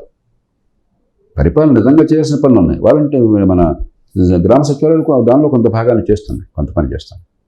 సో ఫైనల్గా సార్ 20 లక్షల ఉద్యోగాలు ఇస్తారని చెప్పి హామీ ఇచ్చారు. అది సాధ్యమేనా? 20 లక్షల ఉద్యోగాలు ఇవ్వటం కాదు, సృష్టించటం. మనందరికీ ఉద్యోగాలు అంటే ఈ మాట కొంచెం చాలా పచ్చిగా నేను తెలుగు ప్రజలకు బాగా అర్థమయ్యేట్టు మనం చెప్పాలి. మళ్ళీ మళ్ళీ మళ్ళీ చెప్పాలి. మన దేశంలో కానీ రాష్ట్రాల్లో కానీ ఉద్యోగం అంటే గవర్నమెంట్లో బంట్రోతుగా ఉండాలి, గుమస్తాగా ఉండాలి, మరో పదవిలో ఉండాలి, 100 పోస్టులు ఉంటే 1,00,000 మంది పోటీ పడాలి, 1,00,000లో 100 మంది సెలెక్ట్ కావాలి. ఈ 1,00,000 మందికి వస్తున్న బ్రాహ్మణ కల్పించడం కోసం చెప్పని, అంతకంటే ఎక్కువ మందికి వస్తుందని చెప్పని ఏజ్ లిమిట్ పెంచుతూ ఉండాలి. 25, 28, 30, 35, 40. ఇది ఉద్యోగాల కల్పన. మీరు ఎంత తలకిందులుగా తపస్సు చేసినా కూడా 1,00,000 మంది పోటీ పడ్డ 100 ఉద్యోగాలుగా ఉంది. మరి మిగతా 99,900 మంది మనుషులు కాదా? మిగతా సమాజం ఇది 100 మంది బతికేస్తారు పనిచేసిన చేయకపోయినా కూడా. మిగతా వాళ్ళంతా పస్తులు ఉంటారా? వాళ్ళని పోషిస్తారా? కాదు. ఆర్థిక వ్యవస్థను పెంచాలి. అందుకే మళ్ళీ మళ్ళీ చెప్పేది నేను, ప్రభుత్వం అన్నది మౌలిక సదుపాయాల కల్పన చేసి, తాను చేయాల్సిన పని సమర్థంగా చేసి, ఉమ్మడి సేవలను అందించి, పెట్టుబడులను ప్రోత్సహించి ఆర్థిక వ్యవస్థను పెంచుతుంది. మన ఒంటి మీద ఉన్నటువంటి ఏ వస్తువైనా మన చుట్టూ వస్తువు, ఈ జేబులో పెన్ను చూడండి, ఈ కాలర్ మైక్రోఫోన్ చూడండి, ఈ సోఫా చూడండి, కాళ్ళకేసిన చెప్పులు చూడండి, ఒంటికేసుకున్న బట్టలు చూడండి, వాచ్ చూడండి, వీటిలో ప్రభుత్వం ఏమైనా తయారు చేసిందండి? మరి మనకు కావలసిన వస్తువులు సేవలు అందించేది వేరేదైతే ఉద్యోగాలు ప్రభుత్వం ఎట్లా వస్తాయి? ఈ వస్తువులని సేవలను ఉత్పత్తి చేయడమే ఉపాధి. అన్ని రకాల వస్తువులు, అన్ని రకాల సేవలు ఉన్నాయి. అది ఎవరు చేస్తారు? మార్కెట్లో జరుగుతుంది. కాబట్టి మార్కెట్ని పెంచాలి, ఆర్థిక ప్రగతిని పెంచాలి. దాని ద్వారా ఉద్యోగాల సృష్టి జరుగుతుంది. ప్రభుత్వం చేసిన మార్కెట్ని పెంచడం ఎట్లాగా? మౌలిక సదుపాయాల కల్పన, ఆర్థికంగా పొదుపరితనము, పెట్టుబడుల ప్రోత్సాహము, నైపుణ్యాన్ని పెంచడము. పని చేయాలంటే నైపుణ్యం కావాలి కదా, పూర్వకాలంలా కాదు కదా. ఏ పని చేయాలన్నా కూడా స్కిల్ కావాలి కదా. అందుకని మళ్ళీ చెప్పేది మంచి చదువు దొంగ చదువు కాదు, పరీక్షలు పాస్ అయ్యేది కాదు, బుద్ధిని వికసింపజేసేది, నైపుణ్యాన్ని ఇచ్చేది, పేదరికం నుంచి బయటికి తీసుకొచ్చేది, ఆదాయాన్ని పెంచేది. మంచి చదువు, మంచి ఆరోగ్యం, ఉత్పాదకత రావడం కోసం చెప్పని ఆ పెట్టుబడుల ద్వారా, ఆ పారిశ్రామికీకరణ ద్వారా, ఆర్థిక వ్యవస్థ పెరగడం ద్వారా ఉపాధి కల్పన, దాని నుంచి ఆదాయాలు. అలా 20 లక్షల ఉద్యోగాలు ఖచ్చితంగా సృష్టించాలి. అంతేగాని మోదీ గారేమో ఢిల్లీలో ద్వారాలు తెరిచేసిన ఉద్యోగాలకి ఎవరికి ఇస్తాడు? ఎట్లా ఇస్తావు? మొత్తం ఆంధ్రప్రదేశ్లో ప్రభుత్వ ఉద్యోగుల మొత్తం సంఖ్య బాగా ఉంటే 4.5 లక్షలు ఉంటుంది. నాకు 5 లక్షలు 5 లక్షలు ఉంటుంది. 5 లక్షలు రిటైర్ అయిన వాళ్ళు ఉంటే ఏడాదికి 3% అంతమంది, 15,000 మంది, 20,000 మంది పోతే 20,000 ఉద్యోగాలు మళ్ళీ వస్తాయి. అంతే, దట్స్ ఆల్. దాంట్లో చాలామంది పని చేయట్లా. జీతాలు ఇచ్చి పోషిస్తున్నా ఎందుకు చదువు రావట్లేదు పిల్లలకి? ఎందుకు గవర్నమెంట్ ఆఫీసులు లంచంలో పని జరగట్లేదు? ఎందుకు రోడ్లు అధ్వానంగా ఉన్నాయి? ఎందుకు మంచినీళ్ళు సరిగ్గా అందట్లేదు? ఎందుకు ట్రాఫిక్ని సరిగ్గా నియంత్రించలేకపోతున్నారు? అందుకోసం పెట్టాం వీళ్ళని పోషించడం కోసం తీసుకోవాలా. మనందరికీ కలిసి ఉమ్మడి పనులు చేస్తారని పెట్టాం మనం. అది మర్చిపోతున్నాం. కొంచెం పచ్చిగా చెప్పాలి, ప్రజలకు అర్థం కావాలి. గవర్నమెంట్ ఉద్యోగాలు వస్తుంది, గవర్నమెంట్ సర్వరోగిన వారిని, గవర్నమెంట్ వల్ల అందరికీ ఉపాధి వచ్చేస్తుంది, నిరుద్యోగం తీరిపోతుంది. ఇది పిచ్చి ఆలోచన, ప్రమాదకరమైన ఆలోచన, మనల్ని పూర్తిగా నాశనం చేసే ఆలోచన, రాష్ట్రాన్ని, దేశాన్ని దివాళా తీసే ఆలోచన. ఉపాధి వచ్చేది అట్లా కాదు. ఈ మాట చెప్పడానికి భయపడుతున్నారు వీళ్ళంతా కూడా. కొందరైనా భయం లేకుండా ప్రజలు నిజాయితీగా చెప్పాలి. సార్, ఉద్యోగులు అనగానే మీరు అన్నట్టు గవర్నమెంట్ ఉద్యోగం ఉంటే ఉద్యోగులు, లేదు అనే భావన అది పోవాలని కోరుకుందాం సార్. ఇంకోటి ఏంటంటే సిపిఎస్ రద్దు అనేది ఒక పెద్ద ఇష్యూ ఆంధ్రప్రదేశ్లో. అసలు అది రద్దు చేస్తేనేమో ఆర్థిక పరిస్థితి కుప్పకూలిపోతుంది. సిపిఎస్ రద్దు చేస్తే రాష్ట్రానికి వదిలేసండి. రాష్ట్రాన్ని వల్లకాటు చేసినట్టే, భవిష్యత్తులో మన పిల్లల భవిష్యత్తు నాశనం చేసినట్టే మీరు వదిలేసండి. దాని గురించి మాట్లాడి అనవసరం. ఎట్టి పరిస్థితుల్లో జరగడానికి వెళ్ళలేదు. నేను నిర్మోహటంగా చెప్తున్నాను ఈ మాట, దేశంలో గట్టిగా చెప్తున్నాను. నాకు ఉద్యోగులు అంటే కోపం లేదు, ఎవరి మీద మోజు లేదు. నిజాన్ని నిజంగా చెప్పాలి. గత ప్రభుత్వంలో చేసిన మంచి పని గట్టిదేమన్నామంటే సిపిఎస్కి కట్టుబడి ఉంటాం. మోదీ గారు చేసిన మంచి పని ఏమిటంటే సిపిఎస్కి కట్టుబడి ఉంటాం. దాన్ని తీసుకొచ్చింది వాజ్పేయి గారు. దాన్ని దేశమంతా విస్తరింపజేసింది మన్మోహన్ సింగ్ గారు కాంగ్రెస్ ప్రభుత్వంలో. ఈవేళ కొన్ని పార్టీలు నీతిబాహ్యమైన రీతిలో, ముందు చూపు లేకుండా, మాకు అధికారం వస్తే, ఓట్లు వస్తే చాలు, దేశమంతా వల్లకాడైనా పర్వాలేదని చెప్పిన భావనతో దేశ ద్రోహాన్ని కొడుగడుతున్నారు. ఇంతకంటే పరుషంగా నేను మాట్లాడాను. కానీ పాలకులు ఏం చేస్తున్నారంటే ఉద్యోగులు ఏం చెప్తే అది చేసే పరిస్థితికి వచ్చారు ఇవాళ. అది ఎట్టి పరిస్థితి రావడానికి లేదు. తెలుగు సమాజం, భారతీయ సమాజం ఇది మన సమస్యను గుర్తించి, మన బతుకులు నాశనం అవుతాయని గుర్తించి ఎదురొడ్డి పోరాడాలి. ఒకటి. రెండోది, అయినా మీరు చేస్తామన్నట్టయితే పెన్షన్లు భవిష్యత్తులో ఎంత ఇవ్వబోతున్నారో ఆ డబ్బు ఈవేళ బడ్జెట్లోంచి బయట పెట్టండి. అంతేగాని 20 ఏళ్ల తర్వాత 10,000 కోట్ల రూపాయల ఖర్చును ఈవేళ నిర్ణయం చేసే హక్కు మీకు ఎవడిచ్చాడు? వచ్చే తరం భవిష్యత్తు నాశనం చేసే హక్కు ఎవడిచ్చాడు మీకు? నేను ఓటేసింది 5 ఏళ్ళు పరిపాలించాలా అని చెప్పని, 50 ఏళ్ల తర్వాత 30 ఏళ్ల తర్వాత ఈ దేశాన్ని నాశనం చేయడం కోసం నిర్ణయం తీసుకోమని కాదు.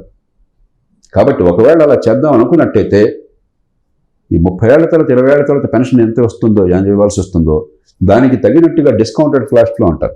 ఈవేళ మీరు బడ్జెట్ నుంచి డబ్బులు పెట్టి వేరే ఒక ఫండ్లో పెట్టండి. అప్పుడు నాకు అభ్యంతరం లేదు. ఆ నొప్పి ఏంటి ఇప్పుడు తెలుస్తుంది. అసలు మామూలుగా పరిపాలన రోజు జీతాలు లేవనుకున్న రోజుల్లో ఇది కూడా పెడితే ఏం నడవదు. అప్పుడు మీకు అర్థం కానివ్వండి. ఉద్యోగులను కూడా కోరుతున్నాను, అయ్యా సిపిఎస్ వల్ల మీకు నష్టం అనేది బ్రహ్మాండంగా ఉంటుంది. దేశమంతా నాశనం అయిపోయి ఉద్యోగులు మాత్రం బాగుపడాలంటే అలాగే మీరు దేశంలో భాగం కాదా? ఉద్యోగంలోకి వచ్చే ముందు మనందరూ దేశభక్తి, మన రాష్ట్రం పట్ల భక్తి, మన భాష అంటే మమకారం, మన సమాజం అంటే ప్రేమ, ఇవన్నీ వెలుగుచ్చాం. ఉద్యోగం చదివాకల సమాజాన్ని నాశనం చేయకుండా ఉంటే చాలు. మీరందరూ కూడా ఈ దేశంలో 100కి 90 మంది కంటే బలవంతులు, 100కి 90 మంది కంటే సంపన్నులు. రెక్కాడితే డొక్కాడినటువంటి మామూలు మనిషికి పెన్షన్ అక్కర్లేదా? ప్రైవేట్ రంగంలో మీరు ప్రైవేట్ రంగంలో పనిచేస్తాం, మీకు పెన్షన్ అక్కర్లేదా? మరి మీకు భద్రత అక్కర్లేదా? కొంతమందికేనా? సమాజానికి కొంతమంది సేవలు ఇచ్చారు, మిగతా వాళ్ళ సేవలు అవ్వట్లేదు. ఆ సేవలు వచ్చి బయట నుంచి వస్తున్నాయి. పనికొచ్చే ప్రతి జరుగుతుంది ప్రభుత్వం బయట, ప్రభుత్వంలో జరిగేదేం లేదు ఇవాళ పరిస్థితుల్లో. సో ఒకవైపు నరేంద్ర మోడీ పనికి తగ్గ వేతనం అని అంటుంటే, ఇక్కడేమో ప్రతిసారి పిఆర్సీ అంటుంటారు సార్. బడ్జెట్కు సంబంధం లేకుండా మనం మార్కెట్లో ఇప్పటికి కూడా మీరు చూడండి, ఏ ఉద్యోగమైనా సరే మధ్యస్థాయి కింది స్థాయి ఉద్యోగాల్లో మార్కెట్లో 20,000 జీతం అంటే ప్రభుత్వంలో 60,000 జీతం ఉంటుంది ఇప్పటికే పెన్షన్ 40,000 ఉంటుంది ఇప్పటికే. అంటే మార్కెట్లో ఆ పనికి వచ్చే వేతనం కంటే రిటైర్ అయ్యాక ఆ పని చేసినందుకు పెన్షన్ ఎక్కువ ఉంటుంది. ఎలా నడుస్తుందండి ఇది? మిగతా వాళ్ళంతా మనుషులు కాదా? డ్రైవర్ ఉన్నాడు, నాకు డ్రైవ్ చేస్తున్నాడు, మీకు డ్రైవర్ ఉంటారు, ఇంకో డ్రైవర్ ఉంటారు, ఆయన డ్రైవ్ చేస్తాడు, గవర్నమెంట్లో డ్రైవ్ చేస్తాడు. మార్కెట్లో ఎవరైనా అడగండి 20,000 22,000 డ్రైవర్కి, ఇంకో 2,000 అటు ఇటు ఉండొచ్చు. గవర్నమెంట్లో 50,000 60,000 70,000 లక్ష వచ్చేవాళ్ళు ఉన్నారు. మీరు సీనియారిటీ ఉంటే లక్ష వచ్చేవాళ్ళు. ఒక టీచర్ ఉన్నారు. మార్కెట్లో మంచి స్కూళ్ళల్లో కూడా, చాలా అరుదైన స్కూళ్ళల్లో, ఇంటర్నేషనల్ స్కూళ్ళల్లో 20,000 అంటే మంచి జీతం కింద లెక్క. గవర్నమెంట్లో 25,000 రూపాయలు టీచర్ ఎవరు లేరు. యావరేజ్ 50,000 ఉంది, కొంతమంది లక్షలు వస్తారు. ఈ సమాజం నడుస్తుంది ఎట్లాగా? అంటే సమాజంలో మనందరికి జీతపత్యాల కోసం, పోషించడం కోసమే పనులు అవటమా? మన వల్ల పెద్ద ప్రయోజనం లేకుండా ఇంత జరిగిన చదువు అందట్లేదుగా, ఇంత జరిగిన ఆరోగ్యం అధ్వానంగా ఉందిగా, ఇంత జరిగిన ట్రాఫిక్ చండాలంగా ఉందిగా, ఇంత జరిగిన న్యాయం అందట్లేదుగా, ప్రజలకి గోండాల రాజ్యంగా ఉందిగా, ఇంత జరిగిన మౌలిక సదుపాయాలన్నీ చండాలంగా ఉన్నాయిగా. అంటే ప్రభుత్వం ఎందుకోసం? పూర్వకాలం రాజులు నిరంకుశ రాజుల్లాగా నాకు కత్తనం ఉంది, డబ్బు ఇవ్వచ్చు చంపేస్తానని చెప్పిన గోల్డ్ కూడా డబ్బులు వసూలు చేయడం కోసమేనా? పన్నులు తినేయడం కోసం, వాడు రాజమందిరాల నిర్మాణం కోసం చెప్పిన ప్రభుత్వం ప్రజల కోసం, ప్రజల డబ్బు ఇది, ప్రజల భవిష్యత్తు, ప్రజల ఉమ్మడి అవసరాలు.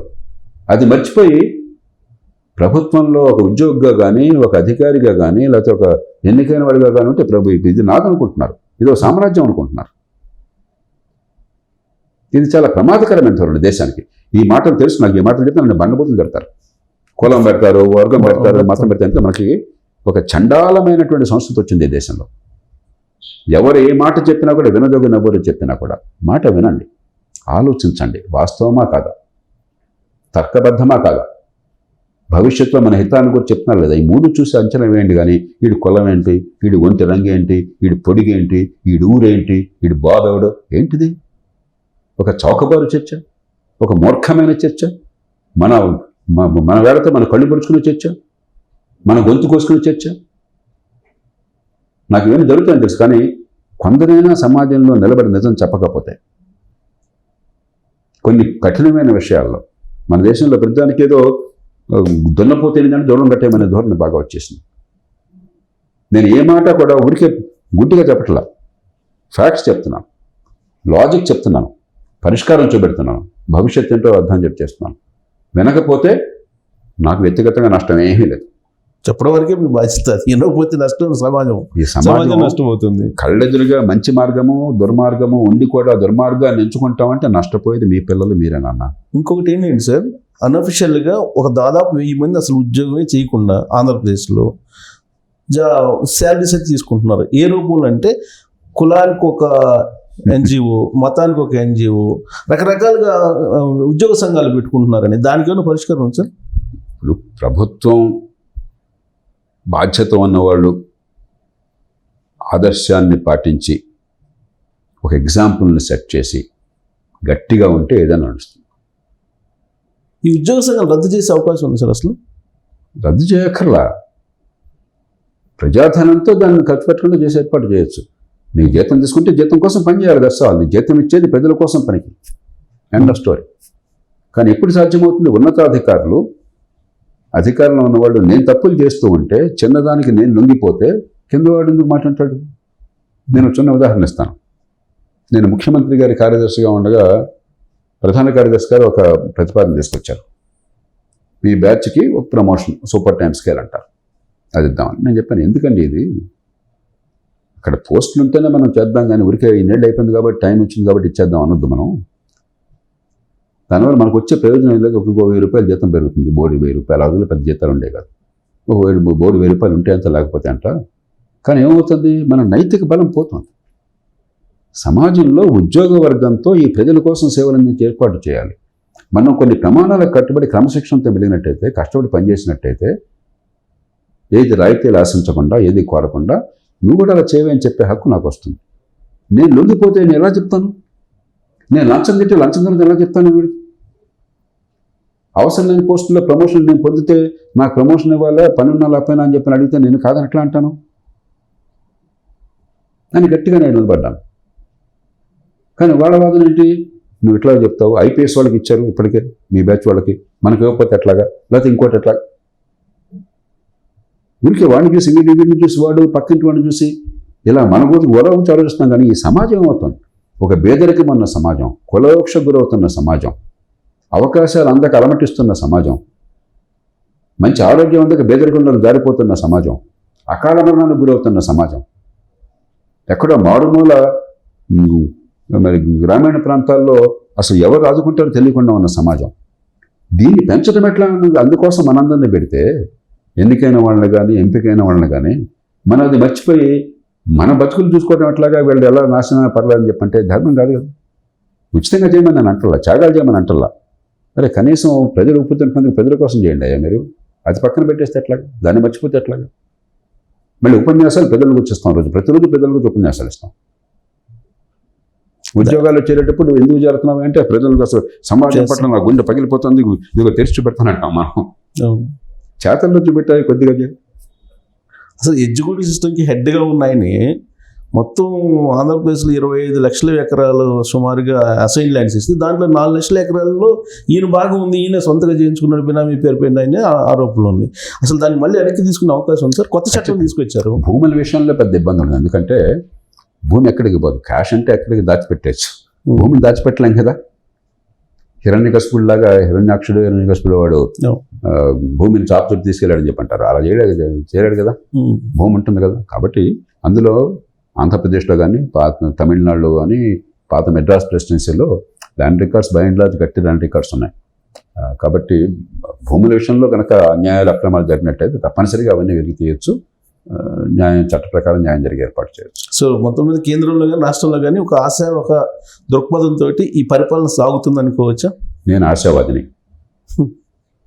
ప్రజలు ఏ సంకేతాన్ని ఇచ్చారో దాన్ని అర్థం చేసుకున్నట్టయితే, నిజమైన నాయకత్వ లక్షణాలు ఉన్నట్టయితే, తాత్కాలిక అధికారం కోసం అని చెప్పనో మరో దానికోసం చెప్పిన దేశ భవిష్యత్తును తాకట్టు పెట్టకుండా దూరదృష్టితో కనుక పనిచేసే ప్రయత్నం చేస్తే ఖచ్చితంగా దేశాన్ని, రాష్ట్రాన్ని అభివృద్ధి పథాన్ని పెట్టచ్చు.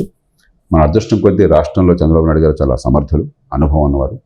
హైదరాబాద్ నగరం కానివ్వండి, ఉమ్మడి ఆంధ్రప్రదేశ్ కానీ అభివృద్ధి పథంలో ఆయన పొరపాటు ఎన్నైనా ఉండొచ్చు, విమర్శంతైనా ఉండొచ్చు. కానీ ఈ విషయంలో ఆయన చేసిన కృషిని దేశంలో ఎవరూ కాదన్నారు. అలాగే కొత్తగా ఏర్పడ్డటువంటి ఆంధ్రప్రదేశ్ రాష్ట్రం విడిపోయిన తర్వాత చాలా కష్టాల్లో ఉన్న హైదరాబాద్ను కోల్పోయిన తర్వాత 5 ఏళ్ల కాలంలో కొన్ని పొరపాట్లు జరిగినాయి, లేకపోతే అధికారం పోయి ఉండేది కదా. కానీ అభివృద్ధి విషయంలో, మౌలిక సదుపాయాల విషయంలో, పరిమితమైన వనరులు కూడా సమర్థంగా ఉపయోగించడం విషయంలో, పోలవరం ప్రాజెక్టు కానీ, కియా మోటార్స్ కానీ, లేకపోతే అమరావతి పట్టణం కానీ, మౌలిక సదుపాయాలు కానీ, పెట్టుబడి ప్రోత్సహించడం దానిలో ఏ రకమైన తప్పు లేకుండా బ్రహ్మాండంగా చేశారు. కాబట్టి ఆ శక్తి సామర్థ్యాలు ఉన్నాయి, ఆ ముందు చూపు ఉంది, అనుభవం ఉన్నది. అలాగే జాతీయ స్థాయిలో మోదీ గారికి ఆయనలో పొరపాట్లు కూడా ఉండొచ్చు, విమర్శలు ఉండొచ్చు. కానీ సంకల్ప బలం ఉంది. ఈ దేశం బాగుపడాలి, ఆర్థికంగా పెరగాలి, ఆర్థిక క్రమశిక్షణ కావాలి, భవిష్యత్తు కోసం ఉపయోగించాలి, కానీ ఈవాడి తినేయకూడదు అంతాను అని చెప్పని నమ్మకం ఉంది. కాబట్టి వారిని సరిగ్గా పనిచేయనిస్తే, మనం కలిసి వచ్చి కొన్ని నిర్మాణాత్మకంగా కనుక సహకారం అందిస్తే, పౌర సమాజం కానీ, పత్రికలు కానీ, ప్రభుత్వాలు కానీ, ప్రభుత్వంలో ఉన్న వాళ్ళు హడావిడిగా అడ్డగోలు నిర్ణయాలు కాకుండా కొంచెం ఆలోచించి ఆచితూచి వ్యవహరిస్తే ఖచ్చితంగా ముందున్నది మంచి కాలం. మంచి కాలం ఓకే సార్, మంచి కాలం ఉండాలని కూడా కోరుకుందాం. ఫైనల్గా ఒక చిన్న క్లారిఫికేషన్ సార్. హైదరాబాద్ ఉమ్మడి రాజధానిగా ఇక్కడ అయిపోయినట్టేనా, తెలంగాణకి ఇచ్చేసినట్టేనా? ఉమ్మడి రాజధాని ఎప్పుడుందండి అసలు? చట్టంలో 2024 కదా ఇప్పుడు పెట్టారు కన్వీనియన్స్ కోసం చెప్పి. నా దృష్టిలో ఆనాటి ప్రభుత్వం చంద్రబాబు నాయకత్వంలో మంచి నిర్ణయం తీసుకున్నారు. ఎందుకే మనకి వేరే రాష్ట్రం వచ్చిన తర్వాత మళ్ళీ ఇక్కడి నుంచి పరిపాలించడం ఏంటి అని అక్కడికి ఉద్యోగులను తీసుకెళ్లారు. అక్కడే తాత్కాలికంగా ఏర్పాటు చేస్తున్నారు, అక్కడ నడిచిపోతుంది. ఇంక ఉమ్మడి రాజధాని సమస్య ఎక్కడుంది అసలు? అయిపోయింది కదా. కాగితం మీద ఏమున్నా కూడా ఇంక ఉమ్మడి రాజధాని ఏముంది? కొన్ని సాంకేతికమైన అంశాలు ఉంటాయి, కొన్ని సంస్థలు ఇంకా కలిసి ఉంటాయి అంతే. కాబట్టి ఇది లేని విషయాన్ని మనం చర్చించుకుంటున్నాం. అది ఆనాడే సరైన నిర్ణయం చేశారు నా దృష్టిలో. రాష్ట్రం అక్కడ ఉంటే మీరు ఇక్కడ కూర్చుని ఇదేనా పూర్వకాలం జమీందారీ, ఏదన్నా రాచరికమా? ప్రజలు అక్కడ ఉంటే మీరు ఎక్కడ ఉంటే అసలు పరిపాలన, ఉద్యోగులు ఎక్కడ అంటే 9-10 షెడ్యూల్లో ఉండే అనేక అంశాలు ఇంకా పెండింగ్లో ఉన్నాయి. కాబట్టి అయినా కానీ ఇది పరిష్కారం, అది వేరే దీనికి సంబంధం అవి పరిష్కారం చేసుకున్నాం. అంతేగాని ఉమ్మడి రాజధాని అనేది ఏదో అప్పుడు అన్న తాత్కాలికంగా ఉపశమనం కోసం చెప్పాను. మరి ఒక్కరోజు పోయి చెట్టు కింద ఎట్లా ఉంటారని చెప్పిన కారణంగానో ఏదో అన్నారు. కానీ చాలా వేగంగానే ఇక్కడి నుంచి అక్కడికి మారి మరి ఏర్పాట్లు చేసుకున్నారు ఉన్నదానిలో. That's all. ఇంకా రాజధాని ఉంది, మీరు కాగితం ఏం రాసుకున్నా దానికి ప్రయోజనం లేదు. మనం మర్చిపోతాం, మన పని మనం చేసుకుందాం అంతే. Right, thank you very much చెప్పేసినారు. Thank you very much. So కేంద్రంలో రాష్ట్రంలో మంచి ప్రభుత్వాలు ఏర్పడ్డాయి, మంచి పరిపాలన అందిస్తారని ఆశాగా దృక్పథంతో జేపీ గారు ఉన్నారు. అలానే పరిపాలన కూడా ఉంటుందని కోరుకుందాం. Thank you very much.